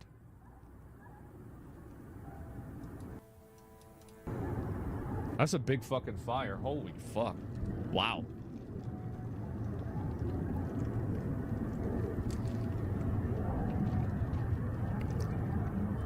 Pre-programmed flight paths and sometimes buildings are in the way. Do you think Zelensky's prolonging the war? Well, he's also along with, is it okay that he's flooding the country with third world migrants? I mean, I think that having migrant workers is okay as long as it's done for a temporary period of time, right? Like having temporary migrant workers during like a war or something like that isn't a bad thing. It becomes a bad thing when those people become permanent residents and then supplant the existing population. So, like, I mean, obviously, number one. Number two, is Zelensky prolonging the war? Yeah, he is, because he could have just given up land and surrendered, and he's not doing that. But him prolonging the war, is that a good or a bad thing? I think that really the answer to that, it depends on what the Ukrainian people think. Like, I mean, in my opinion, like, this is my opinion as an American, I hope Ukraine keeps fighting them. I hope they don't give away any land. I think that Russia is going to have to get land in order for them to stop this fighting. I think that's what's going to have to happen, but I don't think that should happen. But it should be the Ukrainian people that make that decision, not us. And to the extent that they make the decision to keep fighting, I will continue to say, like, we should keep supporting them. Like, I would support them doing whatever they want to do. Giving land won't stop anything. Well, that's the mentality, right? Because, like, you know, they took Crimea, Russia did, and, you know, like, now they're doing this. And so, you know, it's like, okay, well, what's next at this point? And I think that's the way a lot of people feel. I've never been so scared in my life. It's a nightmare. Muscovites are warning a 4-year genocide, a war on peaceful neighbors, no longer a fun TV show. Well, I think that really, I mean, this is my outlook, is that I can see people that are starting to do this, and they do the same thing with Israelis. So Benjamin Netanyahu in Israel is not, he isn't like their leader that everybody loves and everybody agrees with him. Like, they have elections and not everybody voted for Benjamin Netanyahu. There are people that have opposite political parties that disagree with how he's doing things, etc. I think that Russia is probably the same way. I think Russia probably doesn't agree. A lot of Russians don't agree with this at all. They don't like it at all. But at the same time, it's not like they can be open and vocal about that opinion. So they just kind of have to keep it to themselves.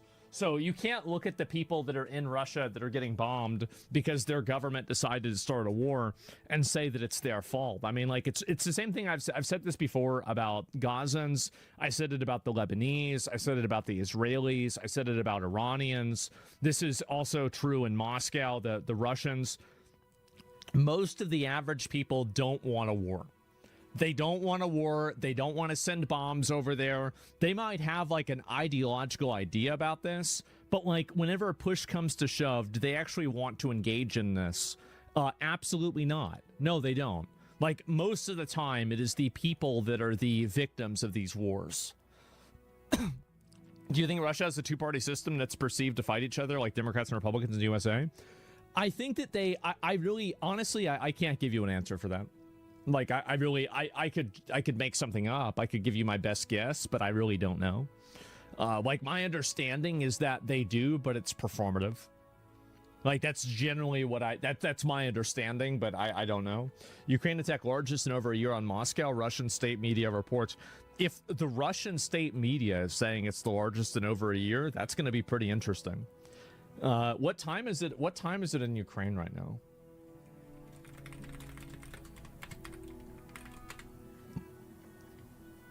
Yeah, let me see what it is, because like, I'm just like thinking about like what the. Okay, well, apparently I can't even. What is it? Is it like it's 10 p.m.? Okay, good. So it's 10 p.m. Drone bombing time. Yeah, well, I feel like you'd probably have that. I mean, I'm really shocked about this, that they're just bombing in the middle of the day. Like, I mean, because again, the only other time that I've seen this happen is in Iran.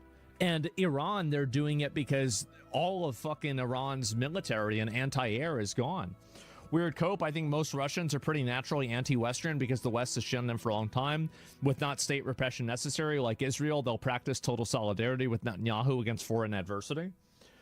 I think that people will probably side with Netanyahu over a foreign enemy, but that doesn't mean that they like Netanyahu.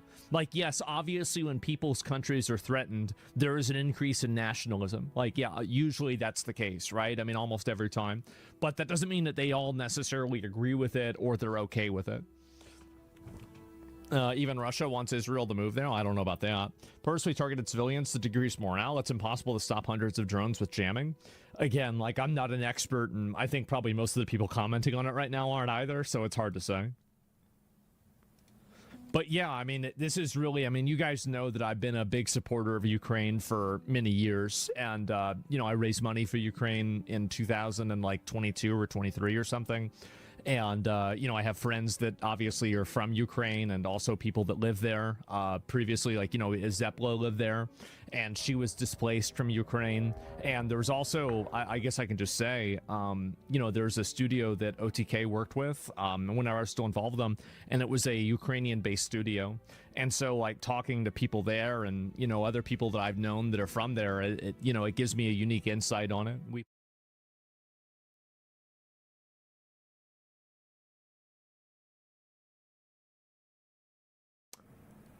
Man, minus $765 million. That is insane. What a colossal crash out by Bungie. Yeah, I think Bungie is, I think they have one more chance. I think that they're going to have an I think they're going to have to do layoffs, and they're probably going to have one more chance to be able to make a good game. Did you read counterterrorism paper? I did. I completely agree with it, and I think that the government needs to be locking and packing these people up and putting them in camps. I'm completely in support of it. Oh, can I just say, this image right here. This is our final shape. Yep. That's Myself, bad. Frost, That's and DK working at Mickey D's. This is truly the final shape, and we are getting closer and closer to it. Most notably with the news here recently about Bungie. And let me just say, guys, it ain't good. I've been seeing a lot of things online. I've seen people try to pull some copium bullshit out of their ass, saying, "Oh no, this is actually a good thing," or my favorite, "This is all part of the process. This was the plan of Sony's all along." Delusional, but not as it was in like Marathon. Destiny 2 died, so Marathon could die. This is the Bungie master plan. As delusional as the Marathon community. Oh yeah, you fuckers. Believe me, Destiny players, we have been submerged in the copium, but you guys are running in head first, thick into it, my man. But let's get into the news. Hold on, let me pull this up. So I'm on vacation this week, and this is what I woke up to. PlayStation's reported a $765 million impairment loss due to underperformance by Bungie. Now, if you remember what I said leading up to this earnings call, I told you guys that we were in speculation territory. You know what I'm saying? Yes, there was an impairment at the end of last year, if y'all remember that. Wait, so this is the second impairment, and if it was 204, this is 765. That's 969. So that means that they're almost at $1 billion lost dollars so far, and that's what they'll report. So the odds are they're above that. Not go against goodwill, but still not a good sign. And I told you guys, Strike 2 would be another impairment. Strike 2 and 3 would have been an impairment. A lot of impairments. Goodwill. Now, as far as I'm understanding, it didn't go against goodwill, but it still is an impairment nonetheless. And there seems to be some copium about this, where the same folks that came out and say, "Don't worry, this is just an accounting thing." They're also the same people that come out and say, "Don't worry about it. When you buy something that's for your business, it's a business expense." As if that makes it free. That's not how that works, guys. When you say something, "Oh, I'm going to write it off," it doesn't make that item or whatever, that expense, free. Okay? No. So the impairment here, essentially all that really boils down to is, well, Bungie's assessed value is obviously not as much as Sony originally thought. I mean, I don't know, dude. I mean, we could have all kind of... Well, if you reassess the value at a almost 30% differential, because didn't they buy Bungie at like $3-point-something billion? So like if you're reassessing the value and the impairment is like a total of 900 million difference, that's like 30%. That's insane. Let's just say this though, because Pete Parsons, by the way, he's on some tropical island somewhere, sitting in one of his 35 exotic cars. And can we just say, I don't like what he did to Destiny or Bungie, but man, my man's straight up a villain. He came in there, he talked the talk, said Bungie had all these incubation projects, and we're cranking on Destiny, we're cranking on Marathon, we got Gummy Bears, we got Destiny Payback. Oh yeah, we are live service gods. Everything we touch turns to gold, and we've got 4 or 5 more live service games. And so he was like, all right, how much? And Pete was like, I don't know, man. Billions, probably. And unfortunately, that's what Sony paid. Now, yes, there's some accounting benefits right now to the impairment, but regardless, whether you were Microsoft back in the day with Mojang, whether you're Tencent with Riot, when you buy any asset, you know, you want it to have a good return. And I can promise you that's the alternative that Sony would rather have right now. They would rather... Nobody at Sony is happy that Marathon has 15,000 players. There's people losing their fucking minds, losing their fucking jobs, losing their fucking hair, they're going crazy over there. They're probably furious about this shit. Are you kidding me? Like, how does anybody think this isn't a massive problem? It's a huge issue. Like, how can you not immediately come to that conclusion? Duh. Have Bungie be exactly what they said they were going to do. You know what I mean? I've yapped long enough. Sony backs Marathon even after $765 million in Bungie impairment losses. So this was from Paul Tassi. This was published just the other day. Paul's been catching a lot of heat online.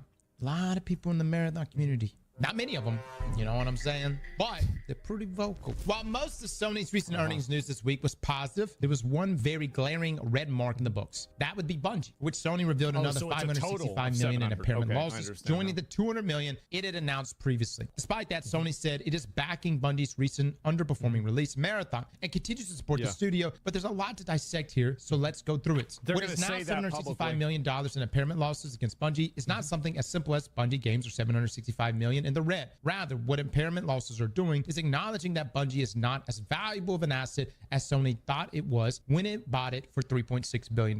So it keeps knocking that number down. Sony looking ahead to fiscal year 2020. So, I mean, there's no way you can reframe this to make it not look bad. That's so bad. Like, nobody does that to a good product. Says it believes those impairment losses for Bungie will be absent, or at least way less than the 1 billion yen 565 million from this year. It remains rather wild that Sony ever thought Bungie was worth 3.6 billion, which is eyebrow raising at the time. And from an outside perspective, it still seems that it's probably worth less than Sony is saying, especially given recent events. I mean, look, we talk a lot of shit about They probably projected it based off of Destiny 2, and they thought that it was going to work that way, assuming that there would be a live service success. They probably did like a best case scenario, and it didn't happen.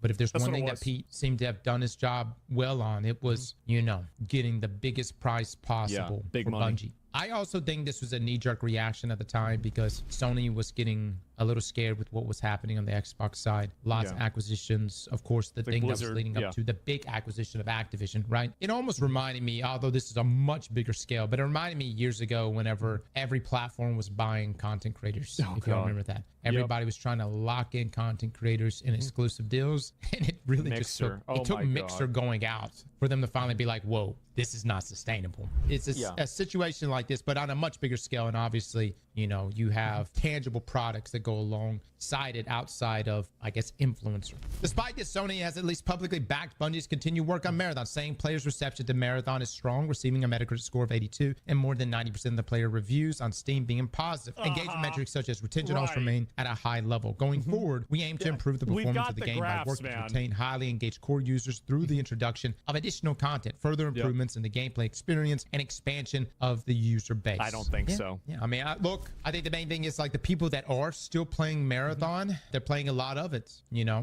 Personally, I think Destiny is the better investment. And I know Marathon people, you're going to come for my neck right now, but I just think it is. Marathon is going to probably get discontinued, turned pay to win, or they're going to payroll it in new ways, like adding operators that, for example, you have to buy and unlock. They're going to do something. This cannot continue. Something is going to have to give. What is it? We'll find out. It has a more interesting universe. Destiny 3 or I die. think that the foundation there is way more solid. I think right now they're seeing some like high retention numbers, but that tends to happen. For instance, this is a very small piece of what I can offer here from personal experience. But like if I drop a video on my channel, what you normally find is the videos with the least amount of views have the highest retention. If it just seems to work that way, man. It's like people that are actually interested in that particular topic, or in this case, a community that is actually engaged with Marathon and its IP, tend to play the fuck out of this. Or in my case, you know, they'll watch 3-4 times the amount of some of our other pieces. And of course, there's a lot of variables that's involved in that. It's interesting how that goes. It's like the further something keeps refining down, yes, those players will be the ones that play the shit out of your game. That optimism seems unwarranted if you've been tracking the performance of the game, which has continually lost players since launch, with no signs of anything resembling a turnaround. Even as moves have been made to appeal to more casual players. On PC, its main platform, it's about to dip below Destiny 2's nightly numbers. It already has. That's nuts. An 11-year-old game that is in the middle of its longest content drought in its history. Even as Sony is... The China deal is... How did my friends pass away? I'm not going to be naming any of the names in specific, but I do want to share some of these stories to give you guys a better look into what the reality is. These are all of my anecdotal accounts of what the front line looks like today in modern warfare, either in Iraq or in Ukraine. Now, the first one I want to discuss was about 2 years ago. My friend was killed in a trench by rifle fire. Now, based on a couple accounts of people that were with him or knew him and knew the situation, Here's what happened. Their tasking was a 5-day rotation where they had to defend their trench from enemy assaults. Now, much like any infantryman in Ukraine, a lot of the job is just sitting there and surviving, and that's what they were doing. But their team had gotten a bit complacent because of the constant friendly drone overwatch. So instead of exposing themselves out in the trench and looking for enemies, they would rely on the 24-hour drone surveillance. But when they were just about to go to bed in the middle of that rotation, unbeknownst to them, the drones were jammed out of the sky and they weren't having any coverage at all. And one of his teammates, who was supposed to be on guard duty watching his sector, was just leaving it up to the drones. But the Russian infantrymen had coordinated a jamming over that sector so they can make an approach, which they did. They ended up coming in there. My friend and his team woke up after hearing some disturbances around them. He ran to his fighting position and was killed by rifle fire. And the rest of that team ended up running away to go and save their own life. His body was captured and the rest is history. Now, the next one that was also in Ukraine was a bombardment that killed him. As the team that I was in, I wasn't on this operation with them, but they were going for an infill. They're going to rotate the other drone team off. Well, this other drone team, in the middle of a bombardment, didn't know exactly what to do. They were supposed to get rotated off hours before, but they didn't have communication with the rear to know, is anybody even coming? So in their panic, they left during a mortar bombardment where one of them was killed. Now, the next thing I want to talk about, which is both Ukraine and Iraq, it's working with explosives. In Iraq, I wasn't there, but my commander, while driving out of our base, he passed by an Arab worker who were the ones that were digging most of our tunnel sections, and they would use explosives. While my commander was driving down, and he found one of them with half an arm because one of the explosives detonated early, or maybe he detonated on an accident. I don't know the specifics, but as far as I know, he just kind of blew himself up, and this happens in Ukraine all the time.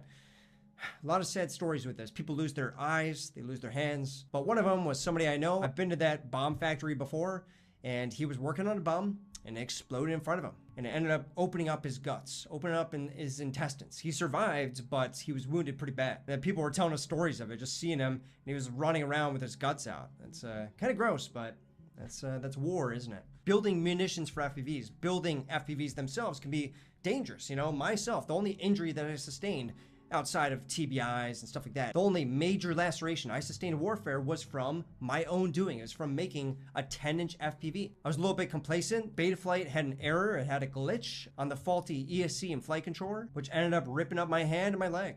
I had to have 20-something stitches. So complacency and just working with explosives or drones all the time, it'll catch up to you if you're not careful. Also in Iraq, they bombed their hospital, and that resulted in the death of over 8 people. There was a couple commanders as well as most of the hospital staff. So the Turks had first struck with the TB2, a commander's vehicle, but the commanders had survived. So another vehicle came in, picked him up, and they drove him to the hospital.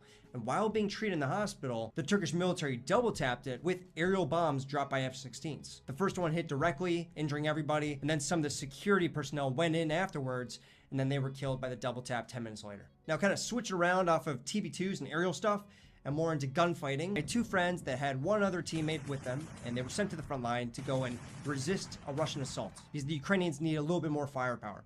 So they went in, it was a very dangerous infill. They ended up getting there, spent a couple days, and that's when the Russians did assault. They assaulted with a BTR or BMP, and at that point, my buddy went out there with an RPG, he took it out, and as the surviving Russians were exiting the vehicle, he was shooting at them, but one of the Russians had flanked to the other side on the left, and ended up shooting him in the groin. He ended up dropping, and he bled out about an hour or 2 later. But before he bled out, as soon as he was shot, my other friend, who was the medic, ended up coming outside after hearing him get shot, and after exposing himself for not over a couple seconds, he was shot as well. 1 round through the chest, and they both fell and they succumbed to their injuries shortly after, which isn't so common to hear about in Ukraine anymore, gunshot wounds, but they do exist. Like, people do go that forward on the front line. I don't have the balls to do it right now, but there are brave people that I knew. They went to the zero line. They did real combat, but they weren't able to make it out. Now, the next one was a buddy of mine, and we knew each other from the beginning of the war, and he was killed on a helicopter assault on a village in Belgorod. So he had landed, they were conducting raids, they were taking out key infrastructure, but as they were seemingly exfilling, I've seen the video, they were running from one building to another from a street after taking refuge inside a house for a couple minutes, and one single 60mm mortar blast landed right in the middle of the column, and he was killed instantly. Shrapnel went straight to his head, and he fell to the ground and he died. And the next one, which was kind of recent, was a buddy of mine. He had served in Ukraine for over 4 years. He had not left the country, but he had just gotten done with one of his countless rotations on the front line, and the driver ended up getting lost, and he drove into Russian territory. And because of that, his whole team was killed, including himself, which was devastating to hear. You know, who knows why he got lost, but it happened. I've almost had that happen as well at the beginning of the war. This is the video of it. Remember this piece on the way? I didn't see anything like that. Are we driving on the right road? No, this is not the right road, dude. This is not the right road. Yeah, we should probably turn around. This is where the impacts are coming in. Yeah. Turn around. There we go. Yeah, our road didn't have any problem, but this is towards the front.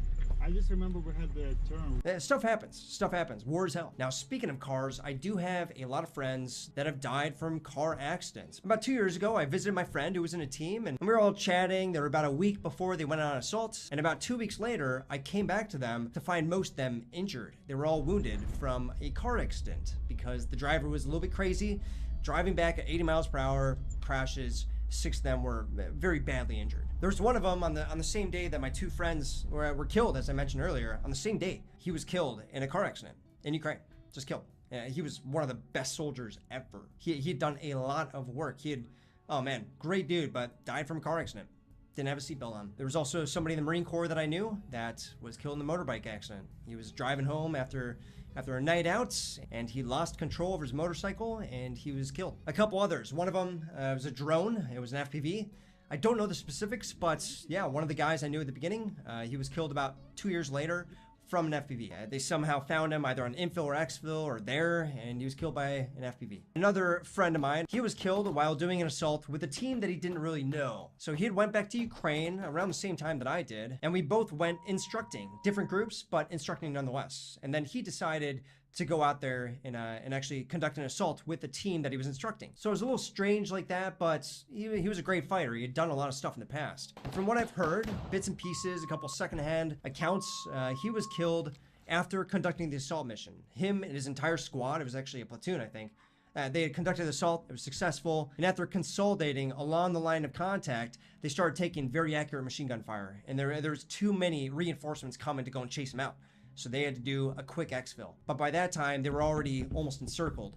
And as they were running from one trench to the other, all of them were gunned down by machine gun. This was about 2.5, 3 years ago, but it was absolutely tragic at the time. I only knew him out of that bunch, but I feel for everybody who was involved in that. Those are true heroes, going to the zero line, pushing the zero line, just not making it out. Now another one, he gave me one of the patches on the wall, actually. He was a mortarman, and he was killed from what I know. I didn't ask too many questions, but from what I know, his position was overran. All right, it was overran by saboteurs. It was unbeknownst to them that they were that close. But because the gray zone expands so much, if you're a mortar team, you have to operate inside the gray zone. You have to in order to hit the true zero line 10 kilometers in the rear. So because of that, infantry slips in, reconnaissance teams slip in. And because of that, he was killed. Now, for the next one, it was a bit strange. It was sad to hear. A great dude, super friendly dude.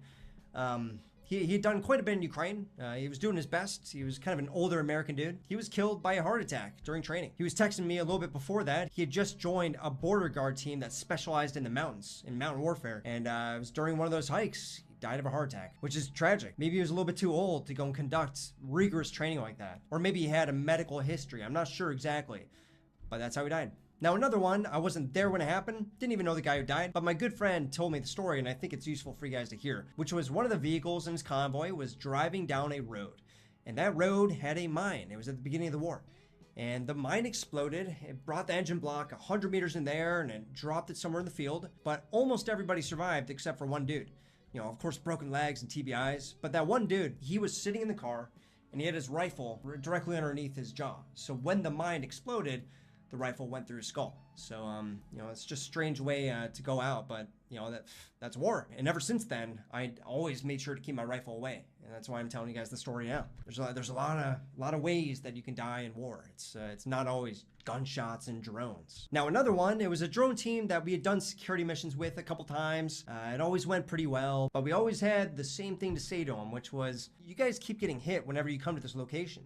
You know, they were almost killed a week prior with the other team that had done security for them. So we kept telling them, don't go back to the same place. They're going to catch on to where you guys are and they're going to strike you. And one day you will be killed. But they ignored that advice. And the next rotation they did after we were security for them, they were killed by grad.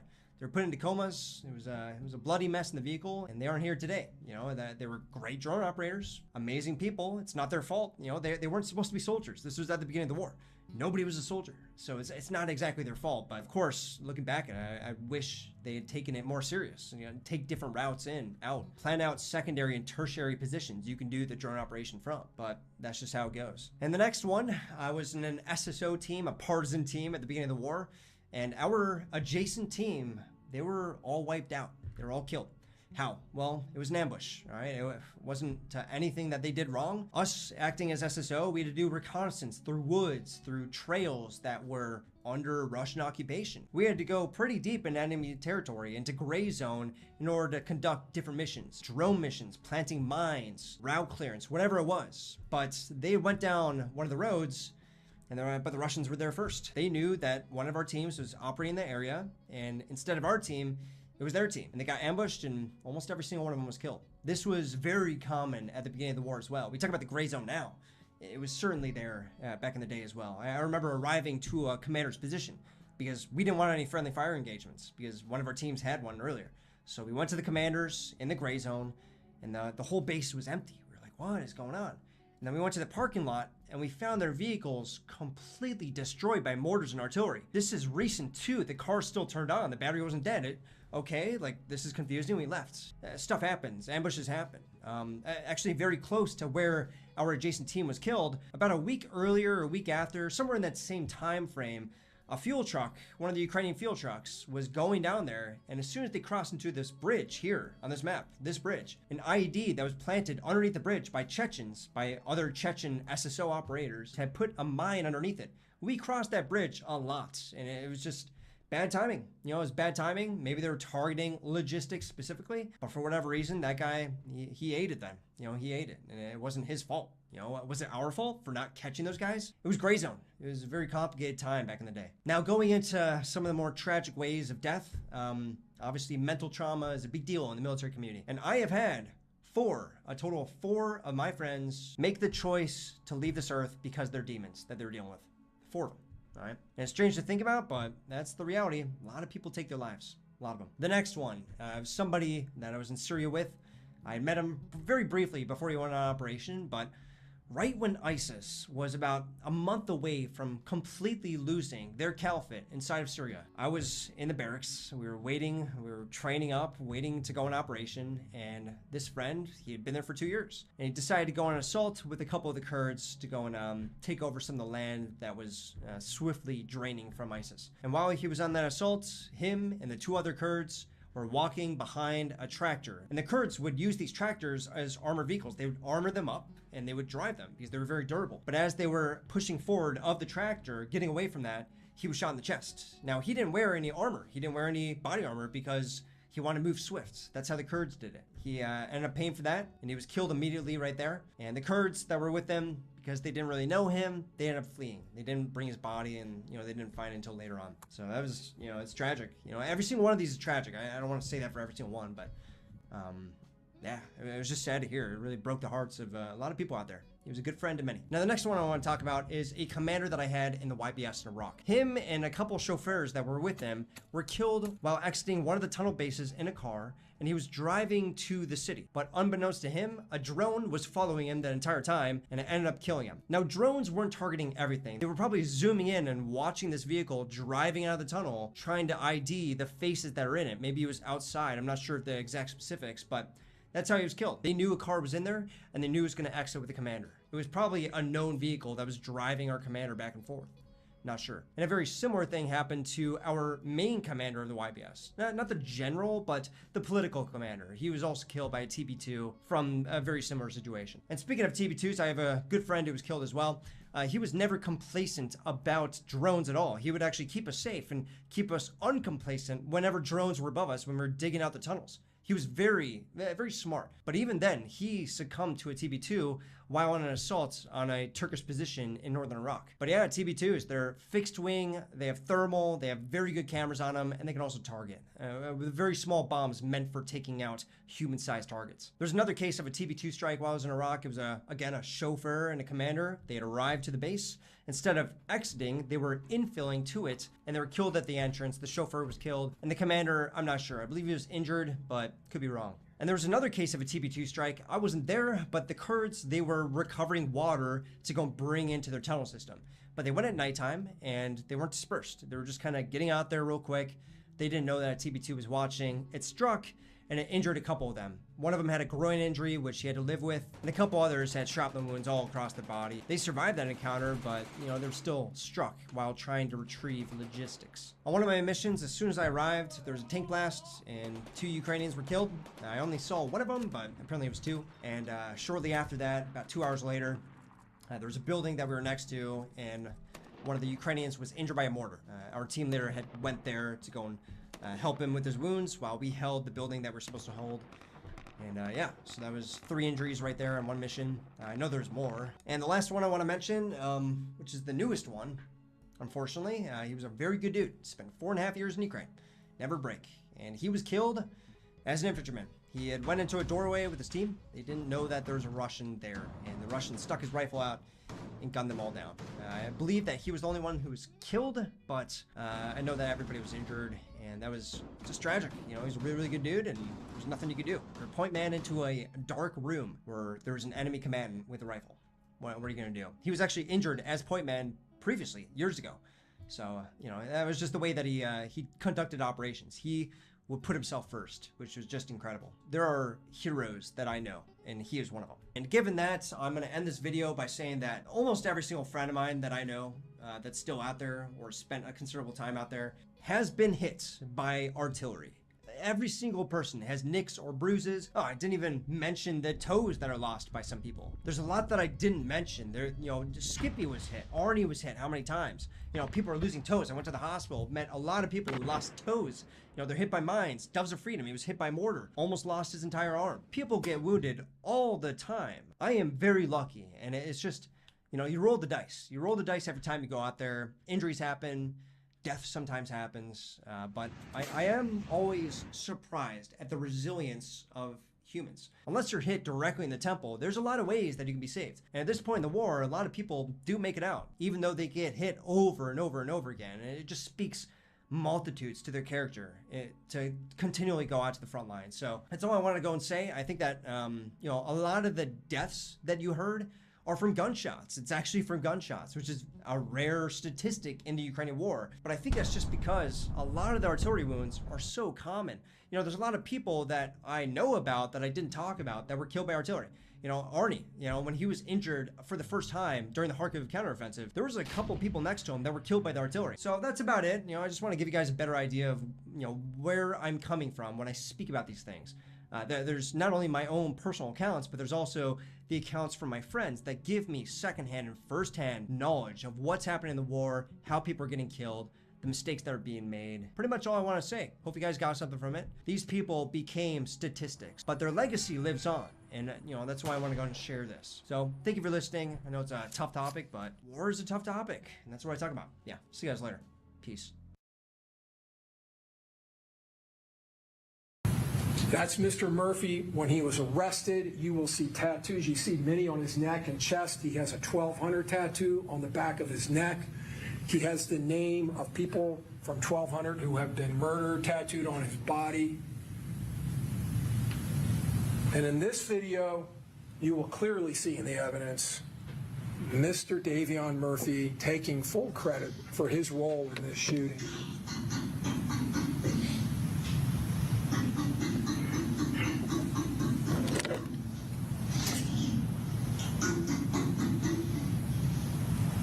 That is just after his arrest, when he is left alone in an interview room.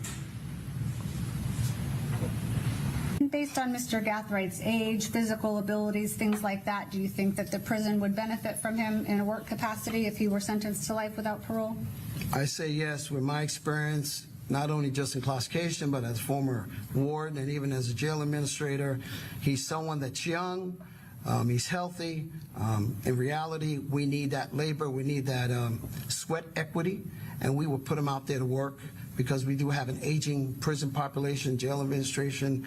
We have that. So we put these young individuals to work and get some sweat equity out of them since they are young and actually can do the work. And we talk about life without parole and death row, but for our jurors' education, in Florida, what does a life sentence without parole mean? A life sentence in the Florida Department of Corrections means from the minute they're brought in, they're assigned an inmate number. He will be assigned an inmate number, and when he dies and leaves in a body bag, he will still have that inmate number. An inmate serving life will never, ever get out. There is no parole in the state of Florida, and they're not ever allowed outside the razor wire and the fence of a secured facility. Dang. Sucks to suck. So the only way that an inmate serving life without parole would leave is when they die by natural causes. Ms. Gathright, you have characterized your and your brother Sean's childhood as a good, nice, loving childhood growing up. Isn't that true, ma'am? Yes, ma'am. You said that both of you had wonderful, loving, supportive relationships. Isn't that true, ma'am? Yes. And specifically when talking about male role models, you said that he had a wonderful relationship with his stepdad, Brian. Yes. He also had a wonderful godfather. His grandmother, Lisa Gathright, you both had wonderful relationships with her as well. Yes. And her husband, before he passed away, your grandfather, both you and your brother Sean had an amazing, loving, supportive relationship with him as well. When you all were living in Japan, you said that Sean was had a lot of activities. He was very good in karate. Isn't that true? Yes. So good, in fact. Bro lived in Japan. Bro, he was the main one trying to hunt somebody down. He the main one that put everything together. He was the last shooter that killed. I don't feel bad for him. Yeah, I don't feel bad for none of them. He had a loving family. They moved him to Japan, lived in Japan, was involved in different activities. He was a military family. And he came back, and this is the life he got for himself. I don't feel bad for him at all. Oh, now, please don't kill me. Please don't put me to death. Okay, we're going to make you a labor slave for the rest of your life, and you can never get out. Bitch. Yeah, so I don't feel bad for him. I don't feel bad for people like him. There's nothing you can say that's gonna convince me. I know a lot of liberals and people like to say, "Oh, it's circumstances." Oh, they come from bad homes. They come from bad situations. The streets, poverty, blah blah blah blah blah blah. I don't want to hear that crap. That shit don't matter. So look at this guy come from a good home, loving family. He probably went to school for free. Yeah. He could have probably went to school for free.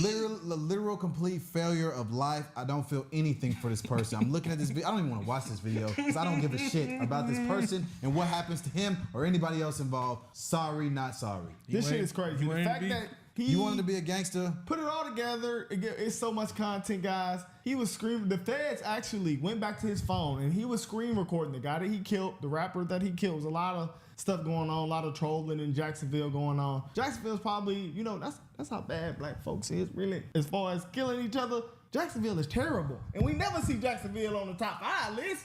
I'm just because they locked all their asses up. What was his motive for killing this rapper? He wanted to be gang. But the dark skinned dude that was singing and making a gun sound, his cousin was killed a long time ago, and they was I don't give a shit. I know what you're saying. I don't give a shit. That's why he's really a part of it. The light skinned nigga, he probably don't have nothing to do with that. So he come from a good home, good family. Sister, got your sister up there crying, telling them, "Oh, how we come from a good, loving family, had good role models."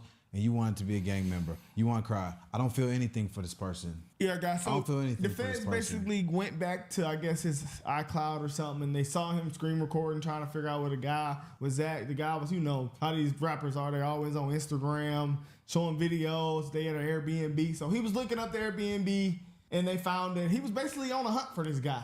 I hate the fact that we have to coexist in society among people like this guy. You know what make it more crazy? I hate it. After the murder, he dropped the car off at his grandmother's house. She got caught driving the car. Yeah, bro. You could have got your grandma killed. The light skin guy? Yeah, I can't. Yeah, he the worst. Yeah, bro. That's why I said he crying. Yeah, you shouldn't be crying, man. You crying?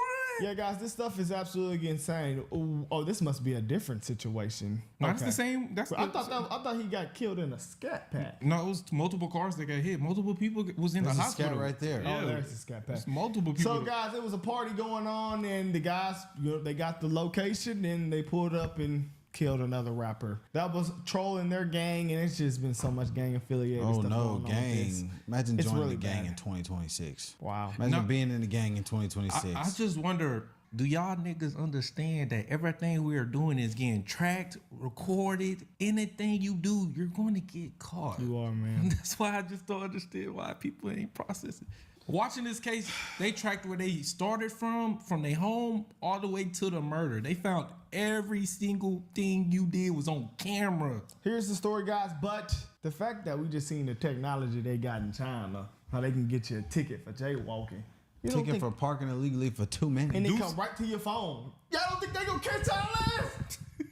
A birthday celebration that took a turn for the worst. Now cars filled with bullet holes are at the center of an investigation to find out why famous rapper Julio Fulio, who just turned 26, was shot dead early this morning. When controversial Jacksonville, Florida rapper Fulio was shot and killed in Tampa this past June, many people in the hip-hop community weren't that surprised. If his music and the reports are to be believed, Fulio led a dangerous lifestyle. His career was low-lighted by brazen songs dissing his living and dead ops. Those tactics have proven to be a formula for negative consequences in hip-hop in the past. This story has had some strange twists that have kept Fulio making headlines even after his death. Here's how.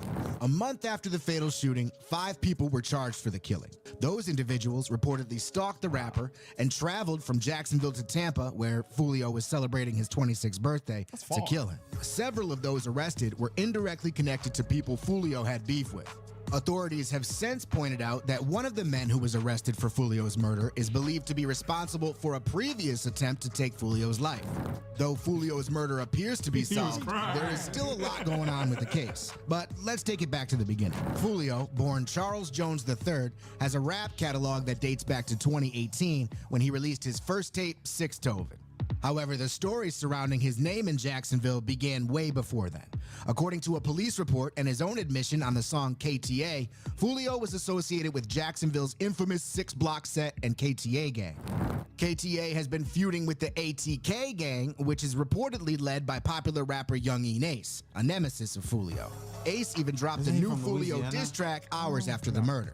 The two have had a history of beef. In May of 2017, Fulio's cousin, 17-year-old Zion Brown, was shot and killed. DeAndre Thomas, a known associate of Young Ace, was charged with the murder shortly after. In June of 2018, Ace was targeted in a drive-by shooting that resulted in the tragic deaths of his brother, Trayvon Bullard, and 2 other individuals. Despite being shot 8 times, Ace survived. Following the shooting, Fulio hit up social media with several posts in celebration of the killings. Fulio became known for joking about the dead after their passing. If you get shot, right, in your booty 6 times, don't that mean play with you?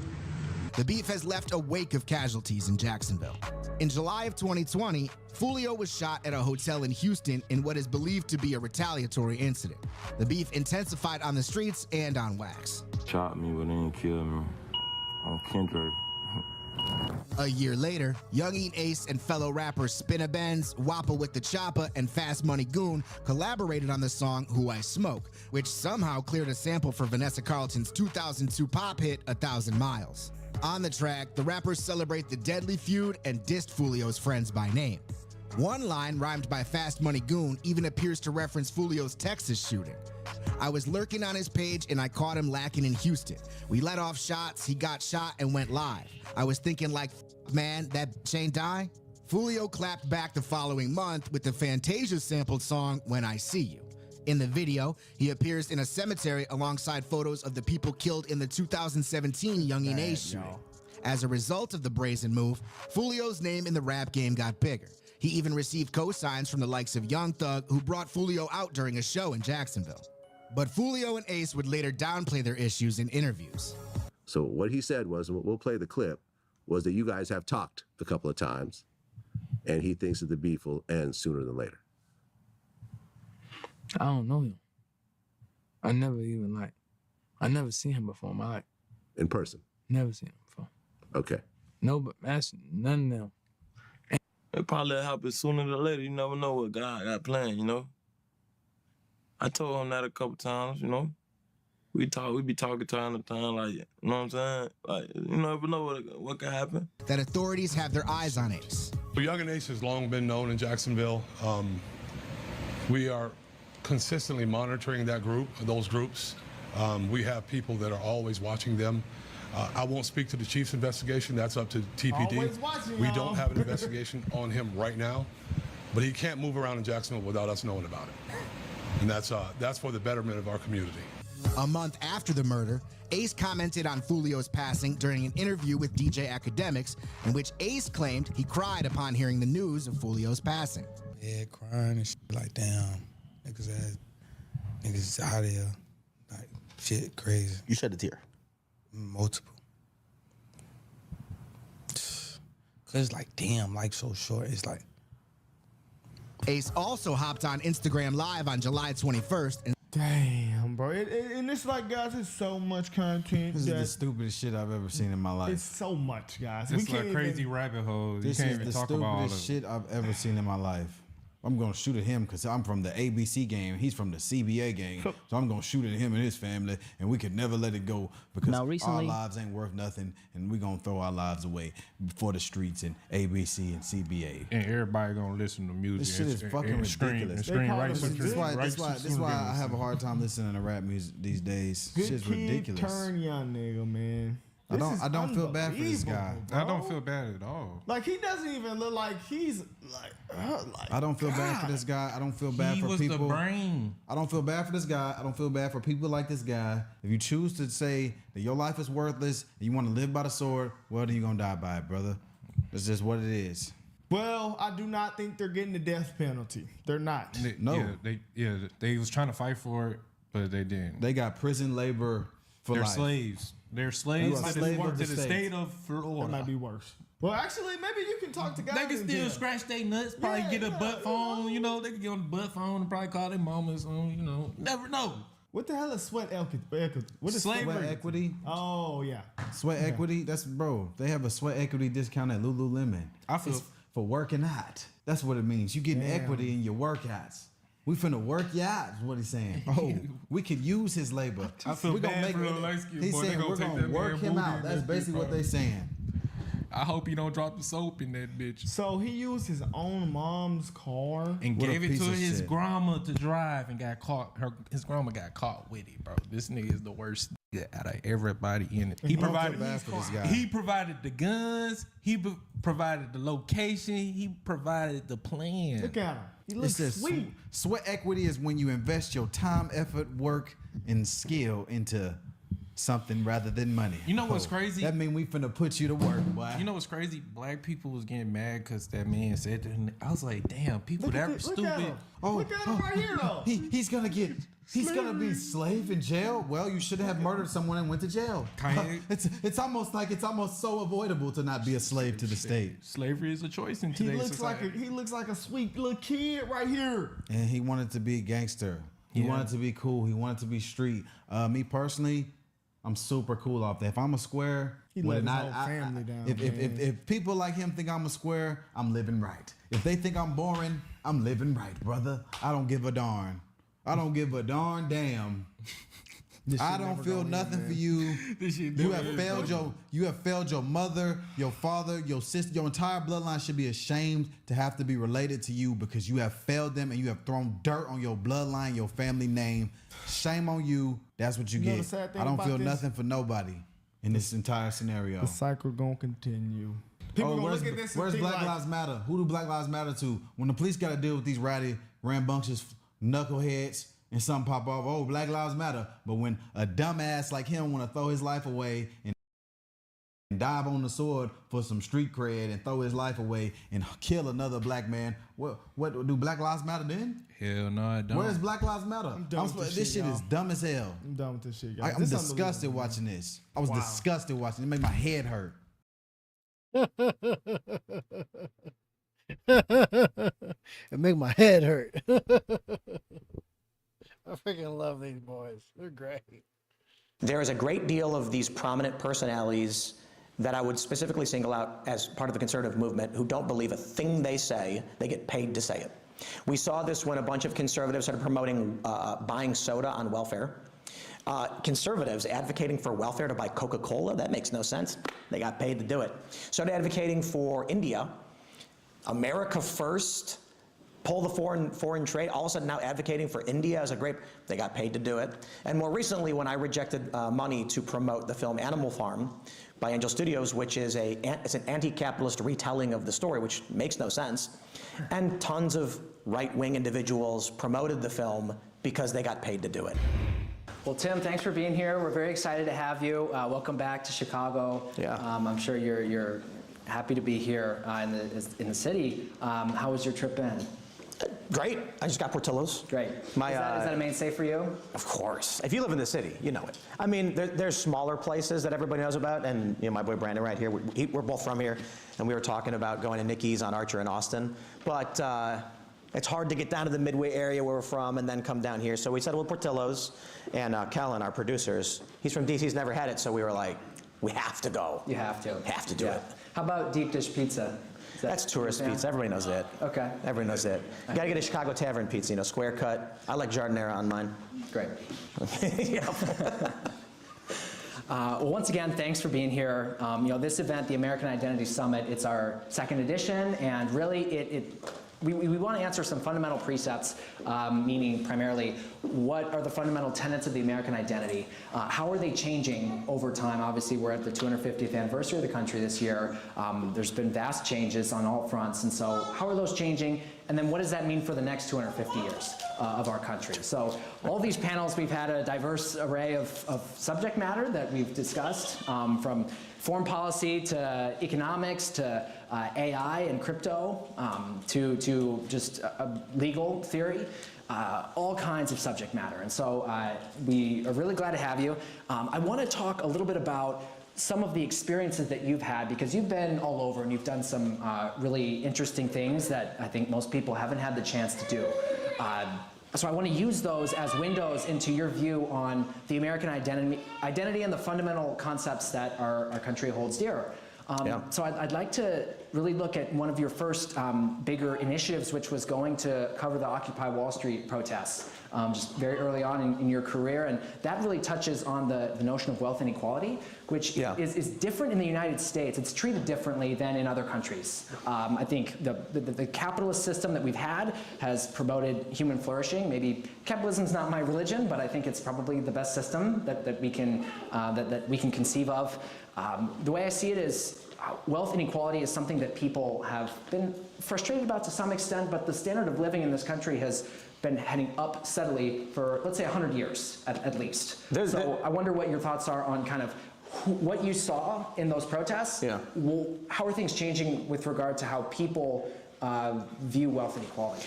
There's a bigger question with Occupy Wall Street in that you know, you have the perception it was about wealth inequality.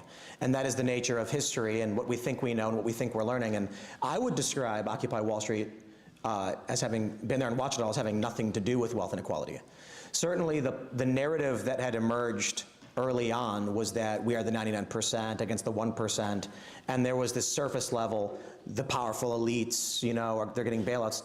But at the heart of it was an activist class that was not so much interested in wealth inequality, but of attaining wealth for themselves. And I'm not trying to say something as so naive as like everybody's trying to get rich. No, these were activists who explicitly stated they wanted to flip the pyramid over. And to the average person, when they would say that, they imagine a world in which the working class is above. The only thing is, if you think logically about what happens to a pyramid when you flip it over, is that it crumbles into a pile of rubble, reshaping a more crude pyramid with still a few at the top and many on the bottom. So in one of these activist meetings, I explicitly asked, you want to flip the pyramid over, but the analogy there is that the bricks will crumble down, forming a crudely shapen pyramid with you at the top. And they said, yes, exactly.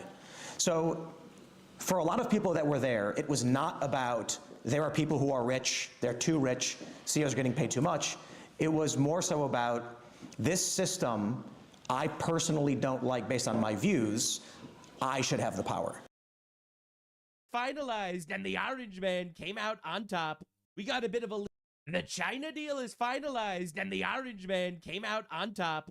We got a bit of a leak into all of the various ways China tried to trick Trump into getting mogged. However, unfortunately, it really kind of went the other way around. Man, they really backfired heavily on those guys. It looks like the Iran war is back on the table now that China has our back. Well, this is crazy. Every single person that actually backstabbed Trump lost their primary elections so far. It's been an absolute sweep, radicalizing the youth, voting people in that are actual mad lads instead of these complete losers. The country is going in the right direction, and speaking of, the United Kingdom had a multi-million person rally, rallying against the government importing infinite Islamoids, and Keir Starmer is stepping down. It's official. Hassan Piker is getting obliterated. Ben Shapiro drama's insane. Tyler Oliveira was banned from Israel. There is so much going on, and we need to talk about all of it.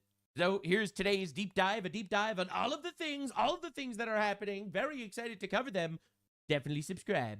If you hurt Americans or are planning to hurt Americans, we will find you and we will kill you, says President Donald J. Trump. This immediately made every single Islamist and transgender terrified to be in their own house. The Donald released an insane tweet, and for some reason this is getting almost zero media coverage, despite the fact that this tweet has 160,000 likes and it's one of the biggest things that ever happened.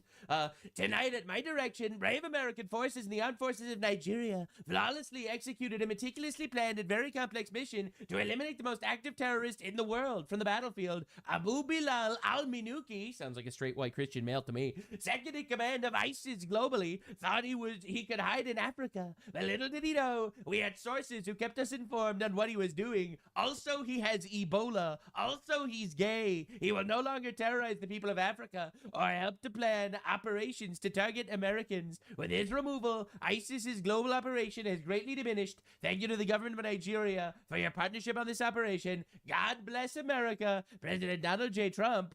Every single so-called Christian influencer that's out there saying that Trump betrayed America because he's killing terrorists that are killing Christians is so full of it, it's insane. There is an insane psyop going on right now in America to divide Christians. I don't know, maybe I see it because I'm kind of slightly removed from that whole thing, but it's so obvious from where I stand that this is going on. My hyper-nuanced stance is, ideally, in an ideal world, we would be focusing on God, family, and our nation instead of Infinity War neocons and Islamic cocksuckers, all right? Listen, I'm just being upfront here, guys. This is freaking awesome, all right? I'm super, super happy that Donald Trump decided to obliterate that motherfucker. That's awesome. Look, I'm paying taxes. Most of the tax dollars that I am paying are not going to places where I want them to go. It goes to abortions. It goes to healthcare, welfare, bullshit for illegal aliens. And people that refuse to get jobs. It goes to every institution on the freaking planet that is teaching children to become jihadis and castrate themselves while they're doing it. I mean, hey, glass half full, am I right? So if my tax dollars could go to eliminate the head honcho terrorist that's genociding Christians in Nigeria, that is a colossal W. And the fact that the Tucker Carlsons of the world aren't talking about this is absolutely evidence that they're compromised. Now, President Trump, I was the calm before the storm, he says. And then he shared this, an image of a Nigerian pastor speaking out for, you know, because they were getting genocided. Look at it today. Is there any Muslim here? This is a pile of Christian corpses that were massacred by Muslims in Nigeria. United Nations, I know you're watching it. American Senate, you are watching what I'm doing, I'm saying here. Special advisor to Trump, now, please tell Trump to save our life in Nigeria. They are killing Christians in Nigeria, massacre Christians. If they say they kill Muslims, Muslims are being killed. By who? By Muslims. It's just a straight fact, by the way. Never forget the human rights advocates like Mehdi Hassan saying that there is no Christian genocide in Nigeria by any definition, as he screams about the pretendicide that's happening in Gaza every single day. You know, and this is the guy who, by the way, says all of his relatives are now in love with Tucker Carlson. That's so weird. Yeah, is it really so weird? Pay attention to the op in front of your eyes. Like, this is insane. Now, China says it will buy more U.S. oil because obviously we've, a lot of people don't understand the geopolitics. I see a lot of people coping, making believe that we're in an Iran war for Israel or something like that, as if the American government has zero agency of our own. The reality is really simple. We topple Venezuela, we take their oil. We topple Iran, we cuck their oil. China needs oil, and it buys it from us. Not only are we eliminating narco-terrorist threats in our hemisphere in Venezuela, and actual Islamic terror threats in Iran that have, by the way, attacked our troops 350 times over the last 30 months, tried to assassinate the president multiple times, and also is trying to build nuclear weapons to kill us, all right? But also, we shut down that oil, and now all of a sudden, China is our best friend. China, please, Mr. Donald, may I rick your bar sack, please? So it's a rough day for those guys. Now, they've been trying so hard to mog the Donald. It's been brutal. So as you can see, all right, Donald Trump over here sitting on his chair and Xi Jinping sitting on his chair. They gave like triple the amount of cushion to his fucking couch thing so that he could look taller than Donald. So they did everything in their power, everything, to try to make Trump feel small. And then China immediately folded on literally fucking everything. Literally everything. They're buying like hundreds of planes. They're buying tons of our oil. We are the #1 Chinese oil givers right now. Colossal W's everywhere. A lot of people are asking the question, by the way, if we're now exporting all this oil to China and we got all this oil from Venezuela, why are gas prices high? And those people don't understand politics at all. You should slap them just for saying that. Metaphorically, I'm not calling for violence here. I know some leftist is gonna now try to get me killed because I'm inciting violence or some shit. The reality is very simple. Well, yeah, the leftists will try to get me killed anyway, regardless. But also what I'm trying to say is these people don't understand what speculative markets are. Almost all markets, ups and downs, are based on speculation. There is some sort of speculation by the experts that all thought Kamala Harris was going to win the presidential election in 2024. All those experts thought that oil was going to go up because we're bombing Iran.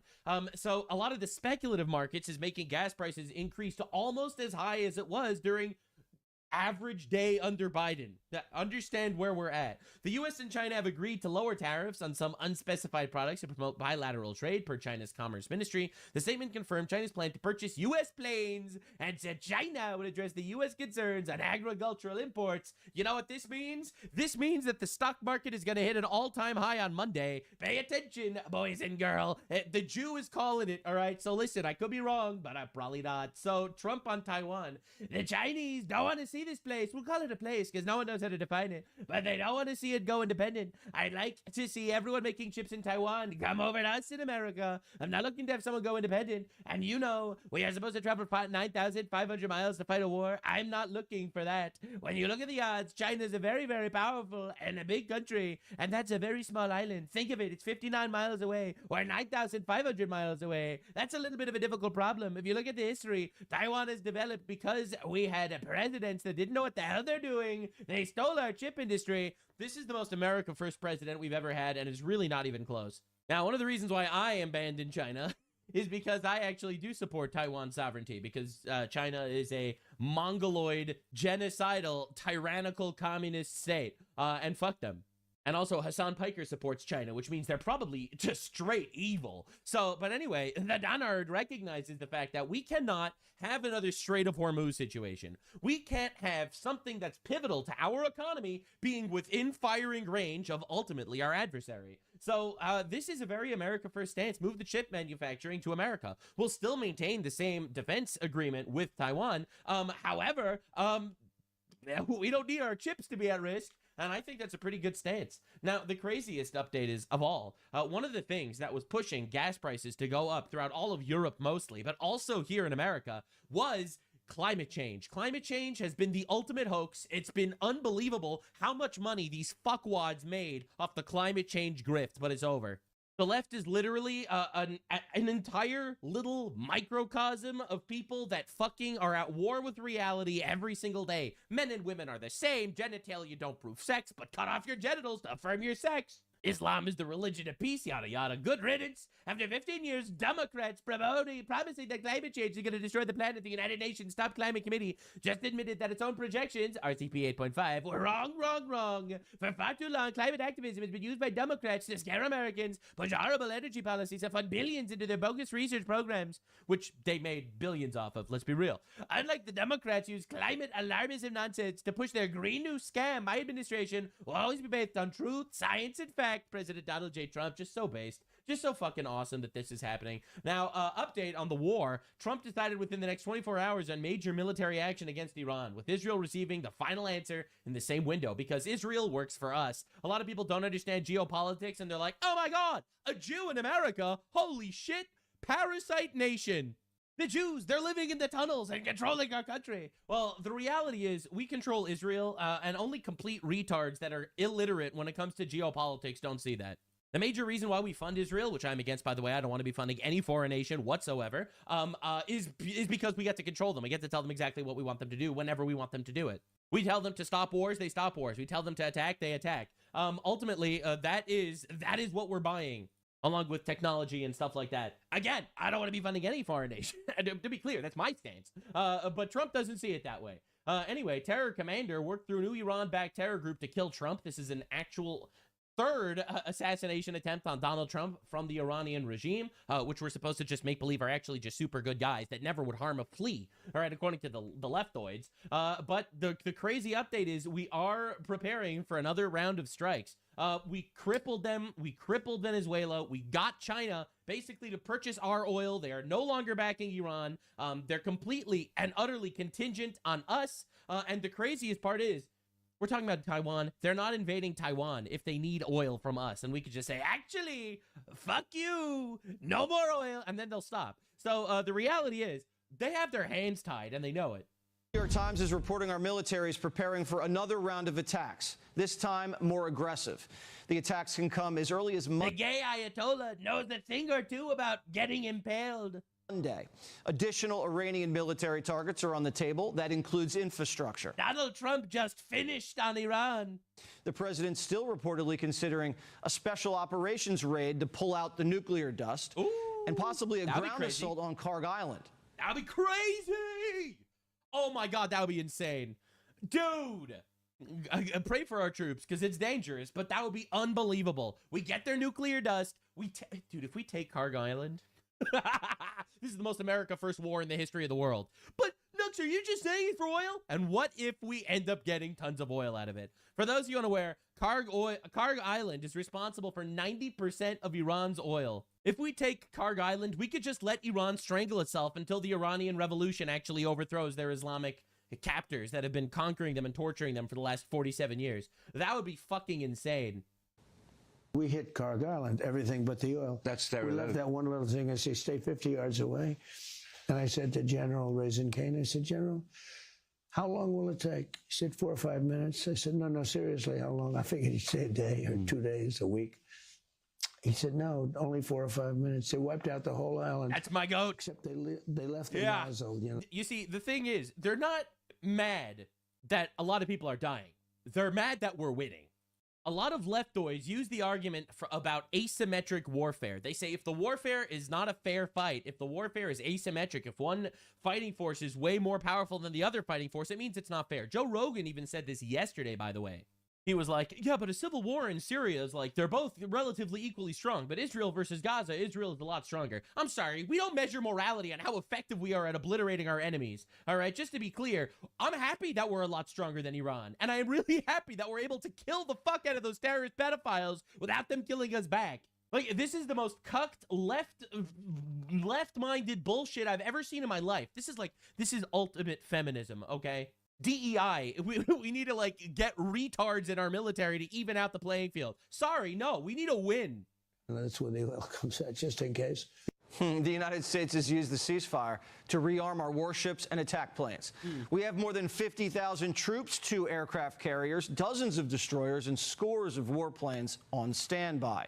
This includes 5,000 Marines and 2,000 paratroopers from the 82nd. Oh, shit. Bridge and Power Plant Day could be next week. Oh, Did you underestimate the pain tolerance that Iran has? I didn't underestimate anything. We hit them unbelievably hard. I'm just really good at things. Look, we left their bridges. We left their electricity capacity. Right. We can knock that all out in 2 days. Every single person in Iran that is currently living and breathing, we did them a favor personally. 2 days, everything. We didn't have to do that. Even with all the firepower, back home, the press still thinks we're losing. You should be ashamed of yourself. Mr. President, I actually think it's treason. When you write like, they're doing well militarily and they have no Navy, no Air Force, no anti-anything. By the way, we knocked out 85% of their manufacturing for missiles. I had a total military victory, but the fake news, guys like you, write incorrectly. You're a fake guy, and guys like you, I actually think it's sort of treasonous what you write, but you and the New York Times and CNN, I would say, are the worst. We're winning the war, but the Iranians are very slippery. They like to stall and play games, but in the end, they don't have a lot of options. Make a deal or good night. Trump wants to wrap this thing. They have 2 options. Option 1, they kiss the ring, they completely and utterly fold, they kiss the ring, and they disappear in humiliation. Option 2, they die. Those are the 2 options. I hope they make the right choice. Nope, just like everybody else. Americans. Man, I am so tired of this new world order ideology of liberalism, like this hyper-feminized worldview, this neo-Marxist garbage that actually winning wars is bad. But I am telling you, we are dealing with the gayest fucking people on planet Earth. All right, winning wars is awesome. Winning wars is what you're supposed to do. I'm not advocating for starting wars, but once the war starts, I want to win. Well, what are we even doing here? And not only do I want to win, I want to win overwhelmingly. I want to overwhelmingly dominate and obliterate our enemy. I'm so tired of this absolute dog shit political talking point that, well, the 2,000 Iranians died and only 5 Americans died. It's not fair. Well, thank God we didn't lose 2,000 people. Excuse me, what? And this is literally the talking points that we see all the time, and everyone runs with this garbage. It's over, though, right? Yeah, look, Vietnam lasted 19 years. Iraq was like 10 years. Korea was 7 years. Another one was 14 years. Another one was 12 years. Another one was 9 years. We're in there for 2.5 months. He's just right. He's just objectively correct. All the coping and screaming is a massive psyop perpetrated by leftoids, Islamoids, and honestly backstabbing people on the right that are, and some, I guess, Israel first people that think that Israel is the #1 problem with everything wrong on the planet. Like these complete fucking retards that are more than happy to stab our country in the back and in the heart just because to own the Jews or something. Like, to understand, one of their major arch nemesis is this guy, Randy Fine. Okay, Randy Fine is a congressman in Florida. I think he's the one religious Jewish congressman in the entire country. He's fucking great. Like, I don't know, man. His foreign policy's shit, but I don't care about his foreign policy because he is a domestic congressman. A lot of these people hide it. I think one of the things that's extraordinary is we don't even know who the dual citizens are. So we know, for example, in the case of Ilhan Omar, she was born a citizen of Somalia. Unless she chose to give it up, she's still a citizen of Somalia. And certainly the way that she acts and all of the people she helped defraud this country in Minnesota in order to help Somalia would suggest it. Many of her public remarks say she's Somalia first. We don't know. But this would say, again, someone like Ilhan Omar, assuming she's still a citizen of Somalia, would have to give it up. You're either American or Somalian. That's right. Look, we don't want foreigners serving in Congress. Yes. I don't want French citizens serving in Congress. I don't want Armenian citizens serving in Congress. I don't want Israeli citizens serving in Congress. Yes, the only exactly. people who should be serving in Congress are American citizens. A lot of these people. Like, am I supposed to hate this guy? This is fucking awesome. Patriot. All right, Representative Randy Fine says New York City Mayor Zoran Mamdani does not belong in America. Patriot, am I right? Like, what are we doing here? Are we serious? Are we willing to let our world, our country, get absolutely bereaved and thronged with third worlders and retards because the fat Jew is in Congress? I'm sorry, man. Now, just to understand the stranglehold that our movement actually does have on the country, incumbent Senator Bill Cassidy will lose the Louisiana Republican primary. He becomes the first elected senator since Richard Lugar in 2012 to lose his seat in a primary. And you know why? Because he hates Trump. That's right. Cassidy voted to convict Donald Trump following his 2021 impeachment trial, and now he's gone. Congressional Republicans voted to impeach Trump, remaining 3, no longer in Congress, 14. Complete and utter orange domination. It's over, bro. Come into my big orange hands, Bubba. I will give you a hug, and I will squeeze your life out.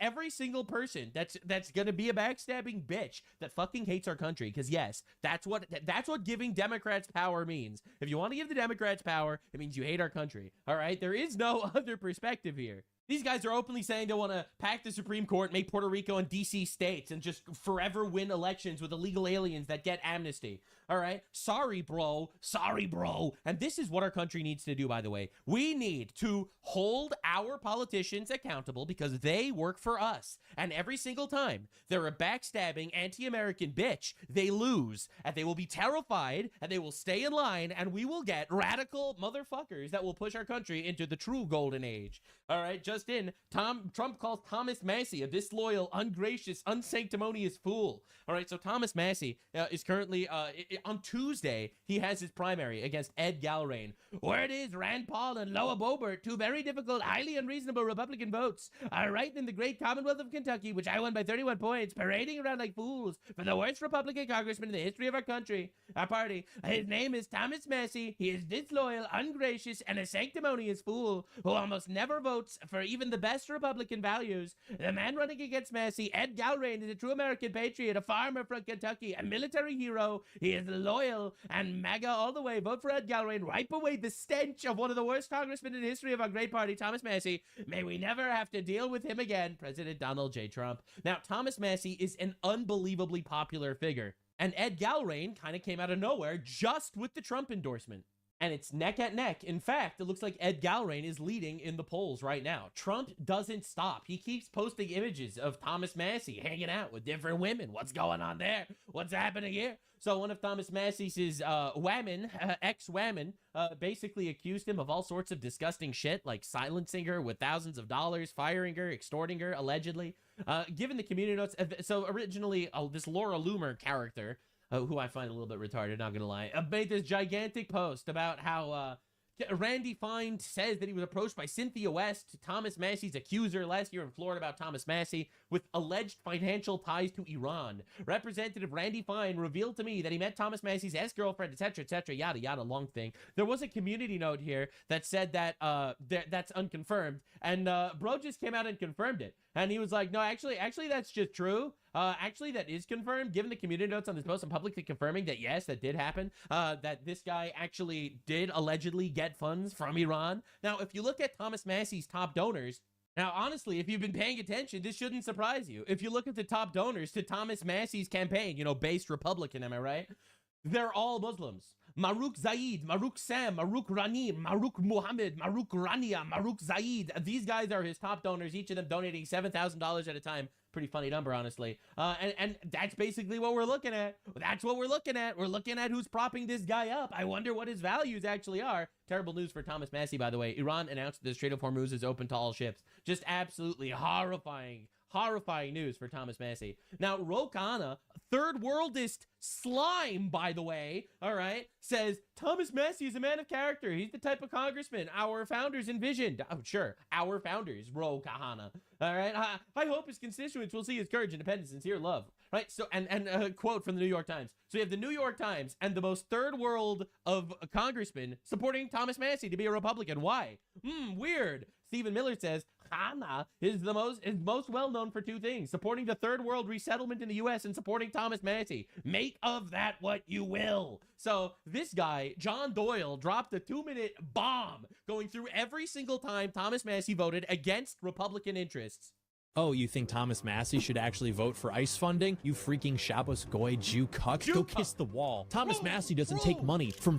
Like, you don't understand. There is an entire movement that's like, oh, he took money from AIPAC. We got to get rid of it. He does. He's anti-Israel. Bam, get him in. I don't care if he votes to flood our country with infinite Mohammeds at shit school. Freaking AIPAC, so he's based. That's all cool. That's freaking sick, dude. Sick. Those factors do not suddenly absolve... For the record, I'm against all foreign lobbying in general. I'm just saying that just because you're like, oh, I'm based and I don't kiss the wall. Anyway, let's let in 1,000 billion Mohammeds into our country. Him for being on literally every other issue. Yes. This leads into my most important criticism of Thomas Massie. He is literally an open borders globalist. Bold claim. Thomas Massie is, at his core... He also stirred up the Epstein hysteria, making believe Trump's a pedophile. A libertarian. That is his ideology. That informs every decision he makes. Libertarians support open border. You'll hear all sorts of libertarians talk about their own little variation of libertarianism that doesn't support open borders. Libertarians do not believe that the state should be able to regulate the movement of people. They believe borders are these ambiguous constructs. No human is illegal. This is a fundamental belief that libertarians and Thomas Massie share with the radical left. That's in right. 2019. There's a reason why Thomas Massie and Ilhan Omar worked together to take down Trump. Sorry, this isn't the based Giga Chad that I want in our fucking party whatsoever. Thomas Massie voted to end... Look, man, I'm not a big fan of the GOP. I'm not a big fan of the Republican Party as it is, but I am a big fan of molding it into the Republican Party of my dreams, which is a far-right nationalist movement that's pro-America. Sorry, bro. Emergency funding for President Trump's border wall. Last year, Thomas Massie voted against the border wall, bro. Oh my God. And then they're like, oh, the reason why Donald Trump doesn't like him is because of the Epstein files. Get the fuck out of here, bro. This guy sucks. The one big beautiful bill which secured the greatest increase in funding for ICE and mass deportations. It also allocated funds for the border wall, which currently is being built at record pace. Thomas Massie opposes E-Verify. He believes that companies should not be required to confirm the citizenship and work eligibility of potential hires. Are you serious? Thomas Massie voted against additional funding for ICE and DHS earlier this year. In my opinion, when I saw that, I was off the Massie train. I'm not gonna lie. I already didn't like the guy from like a lot of his weird like backstabby things. Being like, oh, I just want justice for the victims, which is why I'm calling Trump a pedophile. I'm like, all right, whatever. Obviously, the way the Trump administration handled the Epstein shit was bungled tremendously. But when I saw he refused to fund ICE and DHS, I was like, this guy is scum. Get him out, bro. HR 7147. He has co-sponsored bills to increase visa caps and legal immigration. Just 2 months ago, in March, he voted in favor of an amendment that would require ICE to obtain warrants before conducting deportations, which would just bureaucratize the entire process and effectively neuter ICE altogether, which is, of course, the point, which is why the left likes that, too. Thomas Massie is an open borders globalist. If it walks like a duck, looks like a duck, passes bills like a duck, it's a duck, dude. You don't realize that mass migration is the most important issue specifically because it impacts every other issue that you may be concerned about. You do not deserve to represent Republican voters in Washington, D.C. You are looking out for big corporations, their desire for cheap labor. That is why billionaires finance you. If you want to make America great again, make sure Thomas Massie loses this election. Oh, yeah. Damn, bro. Bro, you go up against the orange man, you end up completely shattered. Don't vote for a third world open borders globalist cuck just because he didn't kiss the wall. That's the psyop, and so many decent people are falling for it.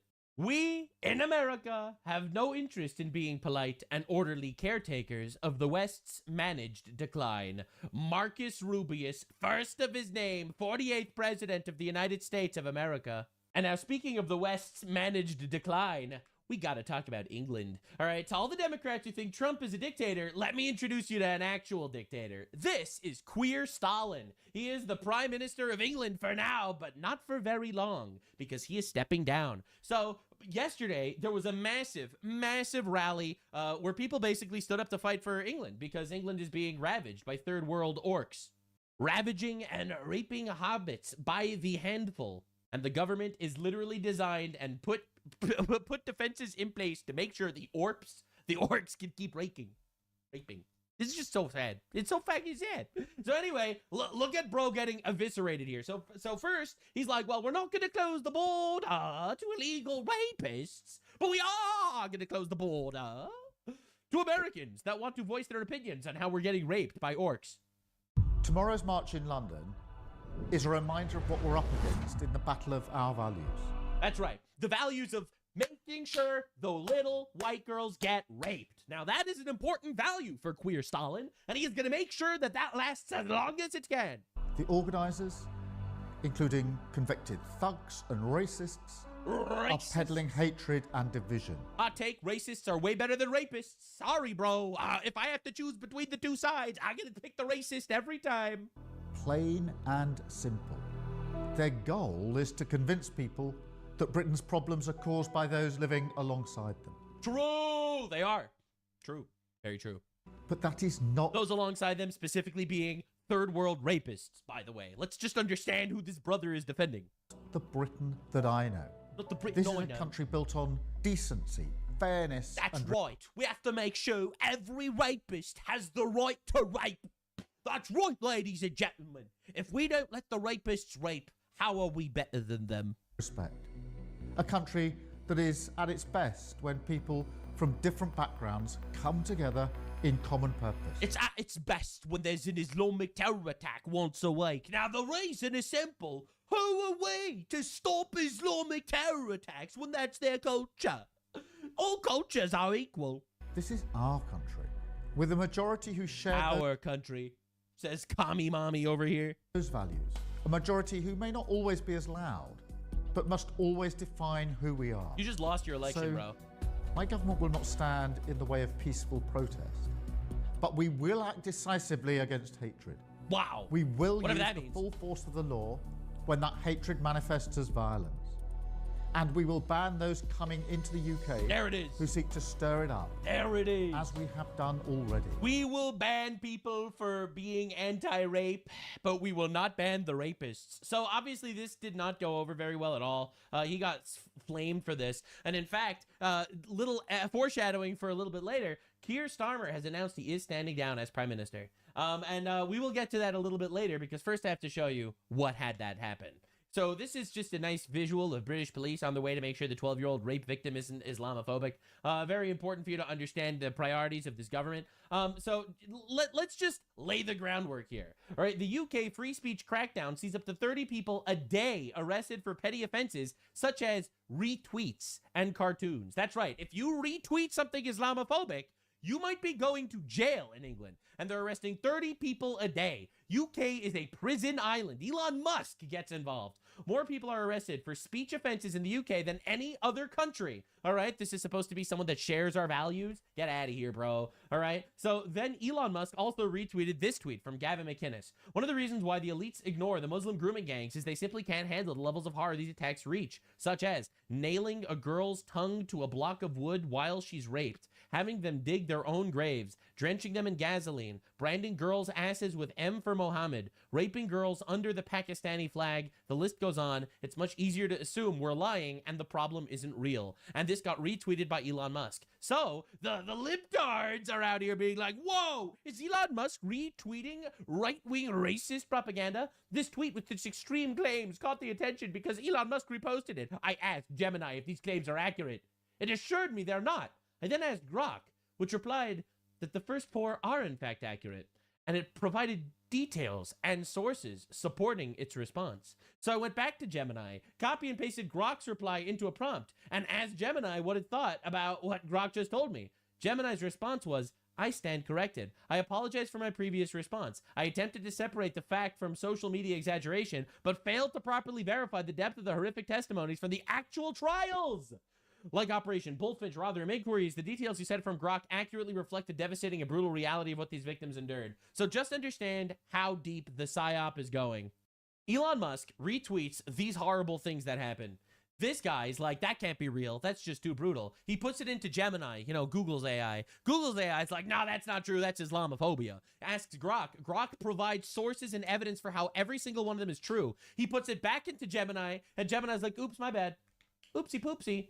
Elon Musk says these come from court transcripts. All right, this isn't like unverified allegations, like whatever Palestinians claim. You know, oh, Israel is training rape dogs to rape Palestinians. Yeah, I'm sure they are. But this is true. This is proven. This is coming from the court. Now, this is a daily occurrence in heartbreakingly in all of Europe. All right, terror attack in Italy. Muslim terrorist rams car into crowds of people, stabs bystanders, 12 seriously wounded. But you're not allowed to even address this or you might go to jail. All right, just this is fucking insane. We are living in like absolute retard world and people had enough.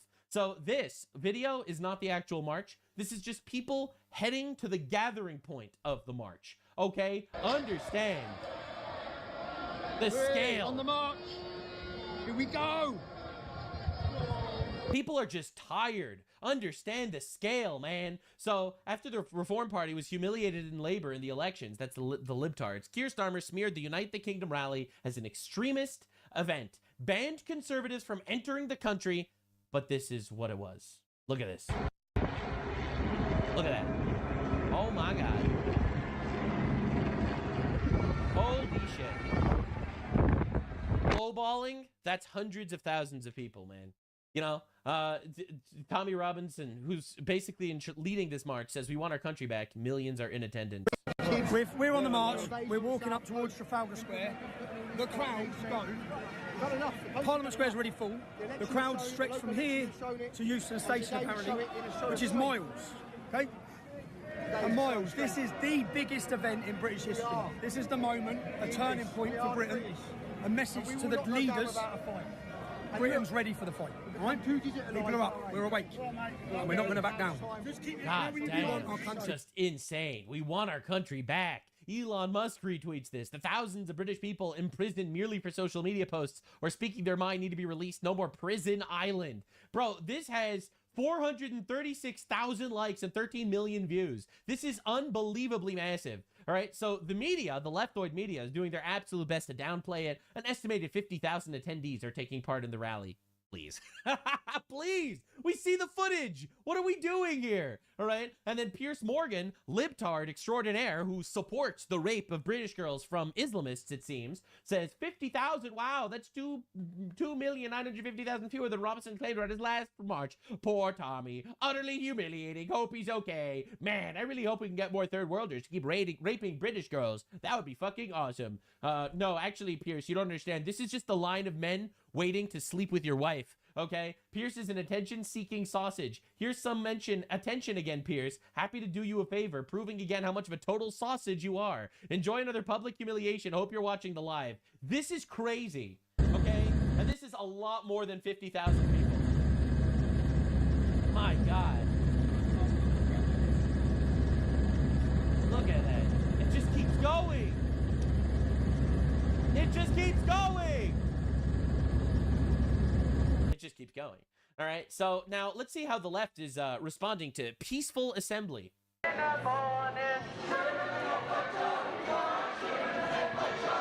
With Palestine flags. Of course they have Palestine flags, because Palestine is the ultimate Trojan horse for these people. All right, they don't actually support Palestine or anything. They probably don't even know where it is on the map. I don't know, but I don't know why they would support Islamic terrorists that raped and murdered and kidnapped Jews, and then Jews fought until they got their hostages back and killed the terrorists. And yeah, there's collateral damage in war. That's what happens, unfortunately. It's tragic, don't get me wrong. But holy shit, can you guys stop protesting in the honor of losers that started wars and lost? Oh my God. So again, it's a gigantic virtue signal. The Palestine flag is a Trojan horse, making believe they care about that when they don't, obviously, or they would care about the Christian genocide in Nigeria, or the Muslims getting genocided in Yemen, or in Syria, or the Christians getting genocided in the Congo, or Rwanda, or Sudan. But they don't. They obviously don't. They don't care about any of that. The 40,000 protesters that were massacred by the Islamic regime in Iran. They don't actually care about any of the things that they're fighting for, all right? That is why the Palestine flag became this basically Trojan horse against the West. So let's hear what they have to say. The kind that wholesome people. These are the wholesome, tolerant leftists. Excuse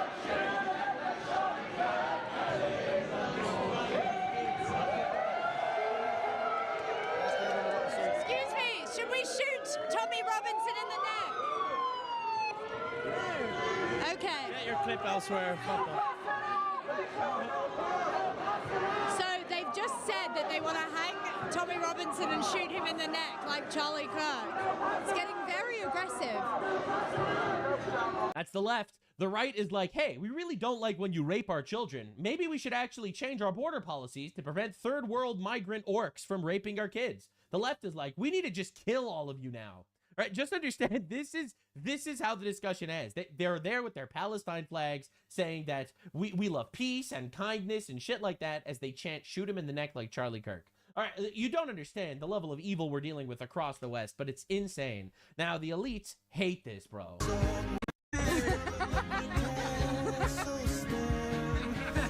It's insane, man. Absolute insanity. All the gamers get together. They gather up. Sargon of Akkad gave a little speech. We have got to a point where we have a politician who, when he's called a racist or a sexist or whatever magic word they want to use, has magic words of his own. He has 3 powerful words that you should use in your own life. I don't care. They only have the power that we give them. We can choose differently, and we are. They are on borrowed time, and they know it. That's right. We are inevitable at this point. That's right, baby. Everywhere we go, we've been winning staggering victories. And I've got some good news. Rupert Lowe has declared for Makerfield. The battle is on. The war is going to be won. We are coming.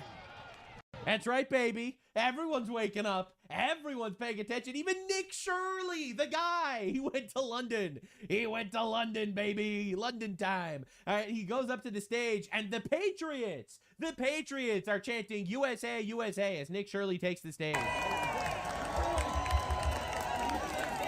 And just understand for a second, look at the flags. It's majority British flags with some American flags, Israeli flags, and the Iranian flags for the people trying to rise up against the regime there. All right, like these are the goats. All right, just understand. It's actual Western values against the third world filth that is overthrowing our nations.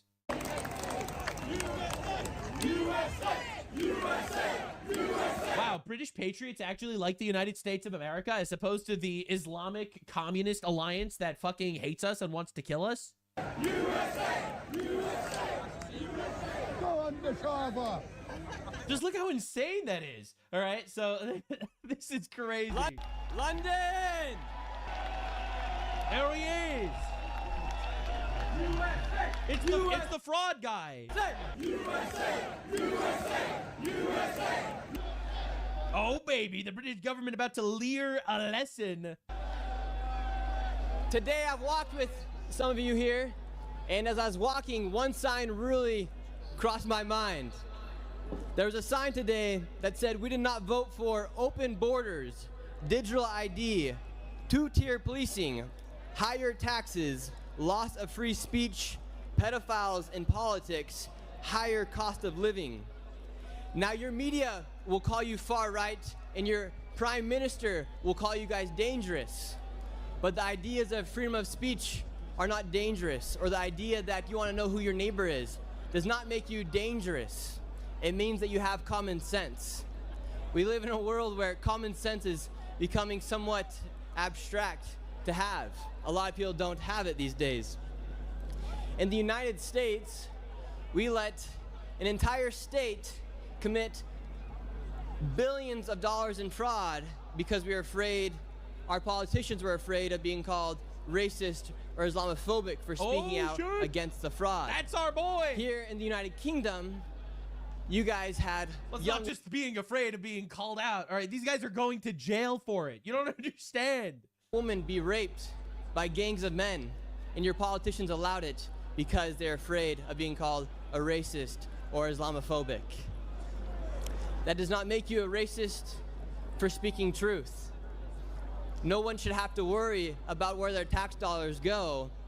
No one should have to worry if it gets spent into fraud or not, because we should have the confidence in our politicians. We shouldn't have to worry that our daughters are having to be careful who they go around, or a young woman in Scotland who is 12 years old shouldn't have to walk with a hatchet at the playground.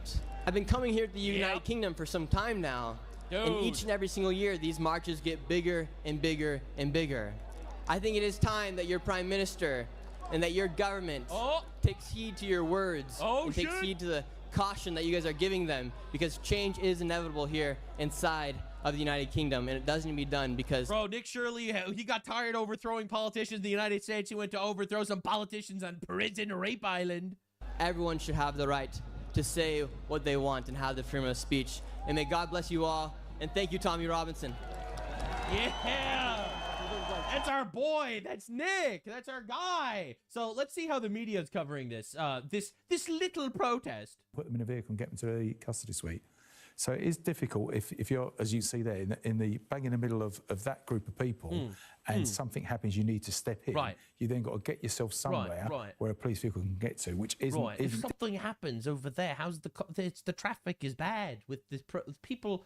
There's millions of people that's blocking traffic. What if difficult in the middle? Right. And what we got today, Right, two so big true. marches. So you've got a huge part of central London that's now shut off. So you can find yourself between the middle of the shut two, off. and nowhere for you and your prisoner to go to. So it has to be like a quite a definite decision. Right. And we've got to step in. We don't care if the Pakistan-Palestine jihadi protests are raping our country and doing this every single fucking day, but I'm seeing some patriots, and I don't like that it's making traffic worse. This point at this time to take that person out of the crowd.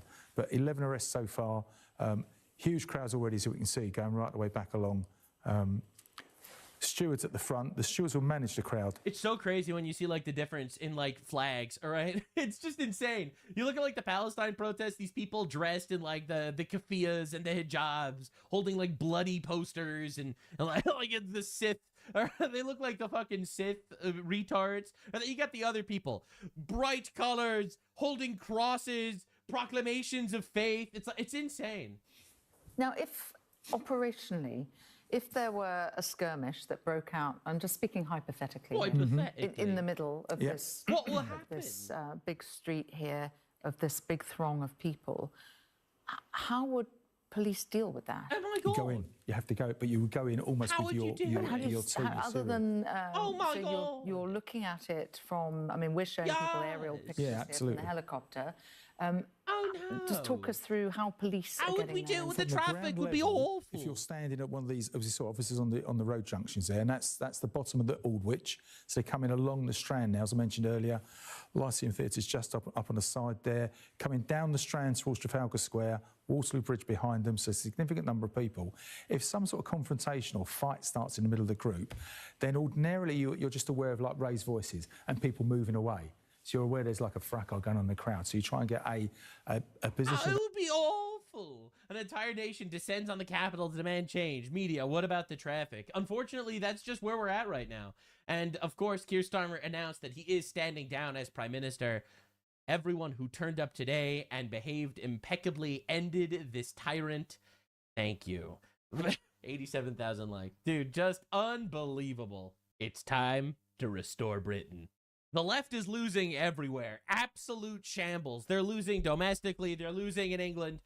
China absolutely got cucked by America, right? That was supposed to be the communist utopia, just getting absolutely curb stomped by capitalism. All right, and it's just wild to watch the leftoids fall apart. Hassan, specifically, is having the worst day of his life. All right, so Hassan is asked about the one-sided beef he has with Shoe on Head. All right? This is exactly what it's like when my fucking haters,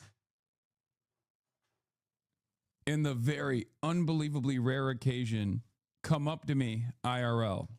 Unbelievably rare. Okay. Because he's so beloved. He surrounds himself with terrorists, and they fucking love him. Behind closed doors, they're like, oh, I got him. True. One of them came up to me at the fucking... he's going to jail, by the way. At the Web Summit. He's like, I'm an Asmongold fan. I'm going to troll you in real life. And I was like, okay, do you want a photo? Like... Man, he was so unbothered. Yeah, yesterday. What's your beef with Shoe on It? I was like, I don't have any fucking... It's one-sided, you know? It's so one-sided, As I've bro. said over and over again, in the real world, where we can be in Where each other... Hassan Piker is going to jail. There's physical spaces. The situation doesn't unfold in the way that you envisioned it, right? On the internet, you can be like, I have portrayed myself as cool, calm, and collected, and my interlocutor is angry, emotional. Bro, your and cortisol is therefore spiking losing right the now, argument. But in the fucking real world, it's very different. True. I noticed your 20-second mentions of some YouTubers turn into 1-hour videos responding to your crash outs. Yeah, that they all. Yeah, he watches all of them actually, which is why he constantly shits on me. All right, there's this guy that's in like a doxing server, all right, on Discord, trying to dox me and dox all of Hasan's other enemies, and Hasan is signal boosting the doxer. I'm not even exaggerating. Right? It's insane how tuned in he is to the fact that everyone fucking hates him because he's a terrorist supporting, pedophile supporting retard. All right, so Shoeonhead responds, spend 3 minutes of a 30-minute video responding to his awful pragmatic take. He chimps the fuck out, embarrasses himself, whole internet witnesses his meltdown, laugh at it with my friend.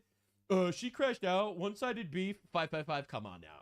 Come on now, just absolute fucking evisceration, bro. And by the way, Shoeonhead, I very, very much appreciate the shout out in your description making fun of Hasan Piker. That's very fucking awesome, actually, because Hasan Piker sucks, actually. He's a terrorist supporting retard.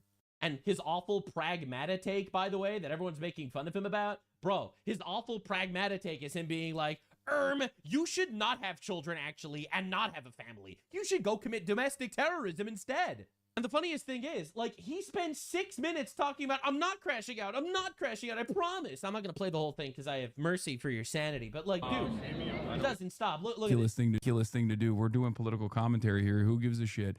And now that I've said that, she'll do like an hour-long video on it, being like, He's still crashing out, bro. He's still going. He was so This clip of Hasan talking about how he's not crashing out is longer than his mention in the original Shoeonhead video calling him out for saying, actually, you shouldn't have children and start a family. You should go be a domestic terrorist instead. Unbelievably owned. And then all of these people are like, yes. You're fucking destroying him, my queen. And it's so funny because it's like, okay, yeah, I've been signal boosting doxers, Hasan. That'll help you from your inevitable arrest and deportation. Anyway, so Hasan is crashing out on the whole China situation. Democrats, do not try to engage in China hawkery. Please, please do not repeat your mistakes. The best and only path forward is peaceful coexistence and cooperation. Please, please, Democrats, you must let China take Taiwan, please. Hasan, pending community note, Hasan supports Chinese imperialism and pushes for militaristic takeover of Taiwan, saying 97% of Taiwanese oppose, according to a 2025 national poll, showing 63% of Taiwanese identify solely as Taiwanese and only 2.4 support unification. All right, but he doesn't care. He does not care about the people of Taiwan or Tibet, which, by the way, he's already in the past supported the rape, capture, and concentration camps that China made for Tibetan people. He already said he supported that. All right, you know, long before he even got his Chinese Communist Party endorsed tour of China. All right, so this guy is telling, no, Democrats, you must let China do whatever the fuck they want in the world and support them. Translation, this is from a transgender leftoid, I'm pretty sure, right? Because you don't understand, this is leftoid civil war. They fucking hate Hasan. Everyone hates Hasan. You know, everyone's like, wait, actually, I don't want terrorism and shit. Please, please, please. Just let China invade and annex Taiwan without protest. Please, please do that. Hasan gets back. Why don't we send you to the front lines right now? There's already one war America started that isn't going too well. Actually, it's going really well, which is why we killed so many of the terrorists. And it's awesome. Hopefully we'll kill some more. It'll be great. Anyway, I'm sorry if they're friends of yours, Hasan. So, and possibly the most diabolical community note of all time, Hasan actively pushes Chinese imperialism, denies CCP involvement in the Uyghur genocide, promotes militaristic takeover of Taiwan. 2025 National Survey says that Taiwanese identify solely as Taiwanese, etc., etc. And then it has like a whole bunch of sources of Hasan just straight up supporting imperialist China. So when he says that he's against American empire and he hates America, it's not because he's anti-imperialist. And I've said this so many times. It's not that he's anti-imperialist. He just supports the other empire, all right? None of these people actually have ideological follow-throughs on any of their ideals because their ideals are rooted in nothing. Their morality is fake and gay. They don't actually believe in anything that they espouse, all right? They are little nebulous retards wandering around, rooting for their fucker retards to defeat our glorious, glorious American civilization. That is Hasan Piker's political stances on everything. His political stances will always be the downfall of Western civilization, particularly America, because we are the GOAT. Pay attention. That's why he'll support the cartels, all right? That's why he'll support Venezuela and Cuba. That's why he'll support every single Islamic terrorist organization on the fucking planet, like the Houthis bombing our ships, or Hezbollah bombing our Marines, or Hamas that have killed dozens of our men. women and children that they've raped and massacred. It's why he'll support Russia taking Ukraine, and it's why he supports China, inevitably, irrevocably, pure 100% China. He has stated directly in the past that if China would attack America, he would defect to China. Understand, none of the actual values he claims to believe in are something he actually supports. His actual ideology is the destruction of the West, and he's not alone. He's just retarded enough to make it really obvious. And that's why he hates me, by the way. That's why he will never bring up my clips. He'll only slander me without actually showing my video. He'll just slander me. He'll shout out people trying to dox me and shit. But the reality is, that is why this motherfucker cannot stand me, because I pinned him. I got it right. He called me out, by the way, and then I challenged him to a debate, and then he ghosted. All right, just saying, just to be clear, understand the level of retard we're dealing with. You seriously don't think Xi Jinping Chad would invade Taiwan, bro? Like, why don't we send you to Iran right now then? Like, that's literally his argument. Literally. All right? That's literally his argument. This guy's like, why do you support China invading and taking Taiwan without protest? We should send you to die in a war. Very, very good stuff. Now, Hasan then claims he is completely numb to criticism. Hasan actively pushes Chinese imperialism, denies CCP involvement in Uyghur genocide, and promotes militaristic takeover of Taiwan. Wait, what? Bro. Community notes got him. What does this have anything to do with... Oh, he doesn't even deny that he doesn't even deny it. He's just like, oh, that's irrelevant. What I'm saying here. Like, oh, it's just context, so that when you're like outwardly supporting China and criticizing America for being adversarial to China, it's just so like viewers might have a perspective that you might possibly be biased because you want infinite Chinese century, perhaps. Community notes are supposed to be meaningful about the thing that This was very meaningful. Very meaningful. You made your entire personality to be against the pretendicide in Gaza and hate the United States and support China. And then it turns out you're just a Chinese imperialist cum rag tanky who's just more than happy to sit there and gobble and slurp whatever propaganda you possibly can in order to push for infinite Chinese takeover of the world. So it's very relevant, actually. I'm talking about. Notice how he doesn't deny it. I'm not making an assessment on support for unification here at all. I mean, okay, man. Great. Yes, I'm a Chinese imperialist. I love how we can't even deny it. So he has to make believe he's sarcastic about it. Dude, totally. Yep, true. That's what this is. Yep. True. He doesn't even deny it. Oh my God. So cucked. I hate that the most like annoying thing that has happened beyond Twitter being a fucking neo-Nazi shithole, which is the ultimate most annoying thing. Which is true, because Hasan Piker, a guy who advocates for basically every single one of Hitler's talking points when it comes to Jews in Israel, Hasan's there on Twitter. So true. The liberals that fucking remain, on the platform are also some of the most unvarnished imperialist nuisance liberals. That's right. Keep killing each other, leftists. Fucking It's the leftist holocaust, baby. It's leftoids versus libtards. It's a true fight to the death. Retards fighting. Frustrating. It's infinite retard genocide happening on the timeline right now. Very rare to have the entirety of the liberal and left coalition united on Twitter. Everyone has knives out for one another. Knives out. In other words, you criticized me. And all I wanted was China to take Taiwan and genocide the people. And you criticized me. You fool. It's intentional. It's just, I fucking hate everything, man. I hate was in everything. such a goddamn good mood, too. He doesn't have crash outs. No. I was in such a good mood. He was in such a good mood. And now he hates everything. When we first started. No, he saw a tweet he didn't like. He's in a horrible mood. 85 IQ retard with low impulse control is in a horrible mood because he saw a tweet he didn't like. Please just end it all. Bro, the libs on Blue Sky are just as bad. Oh, they don't even like me on Blue Sky. Look, I'm no stranger. DGG is super active on community notes, and they've effectively taken over the community notes subreddit. It's destiny.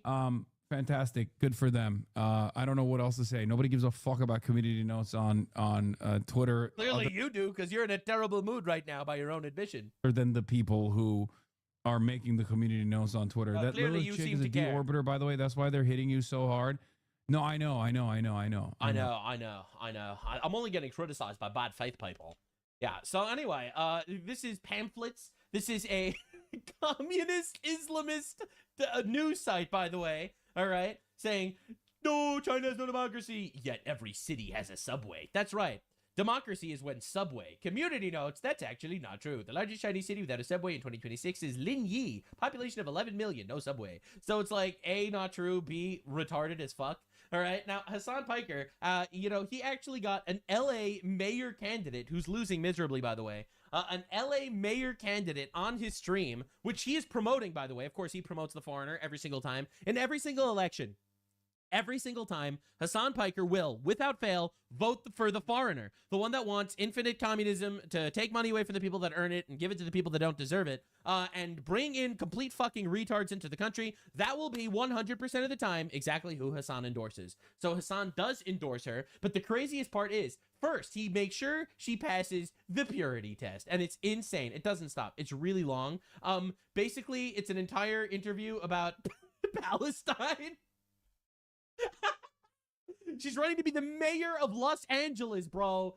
And just watch this, man. Your 2020 DFI. His own audience, by the way, turned on her. Now his audience doesn't want to vote for her because she didn't purity test enough. LA questionnaire. You said you don't support boycott, divestments, and sanctions (BDS), and that you support Israel's right to exist.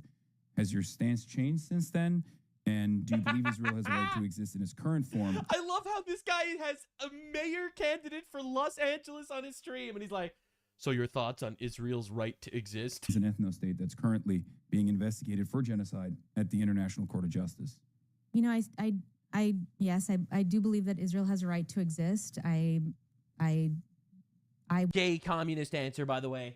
The answer is Israel does not have a right to exist, and neither does any other country on the planet. No country on the planet has a right to fucking anything. The reason why Israel does exist is because the infinite retards that keep trying to kill the Jews in Israel keep losing their fucking wars. All right? No one has the right to exist. All right? So again, immediate retard response. Want to see countries that are operating without apartheid, with equality in their borders. Just to be clear, when he says apartheid, he specifically means non-Islamic apartheid.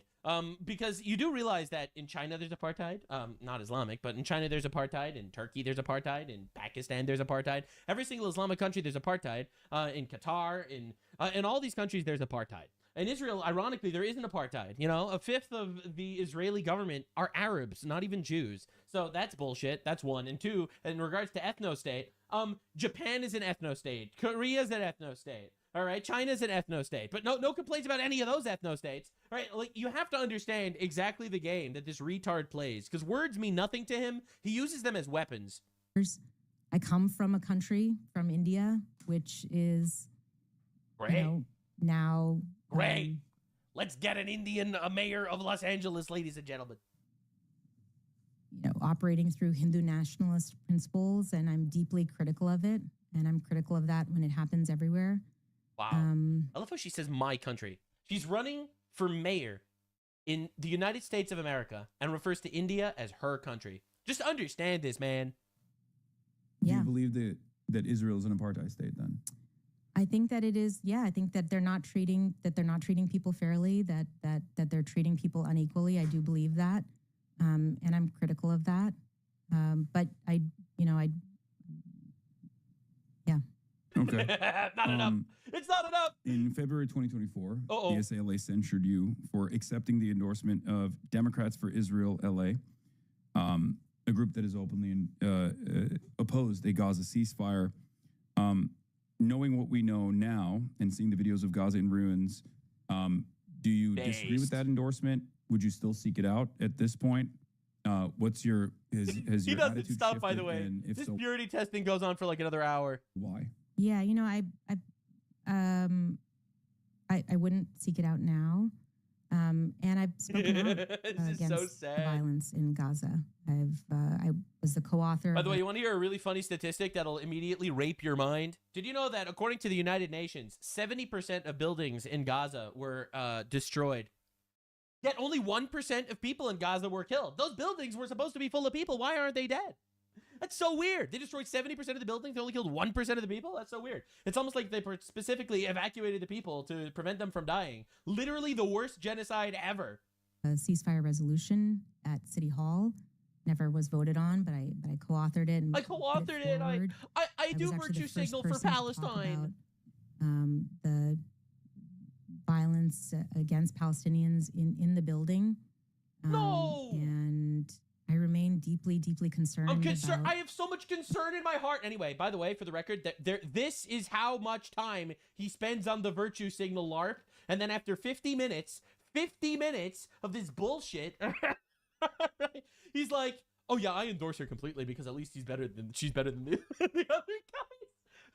At least she's like an open borders communist Indian, and you know, gonna fucking destroy our country at least. So that'll be awesome, right? And he still endorses her. So this is just absolute cinema. Lim Phao, Hassan LA mayor candidate asked a bunch of Israel-Palestine questions. She responds that the mayor of LA doesn't really affect the issue, and his chat had to go into emote-only mode because of the hate and vitriol. This is the ultimate psyop. These people don't care about anything. Anyway, heartbreaking news for Hassan Piker. Israeli military confirms they killed the leader of Hamas's military wing. Just literally terrible fucking news. Terrible news for Hassan Piker.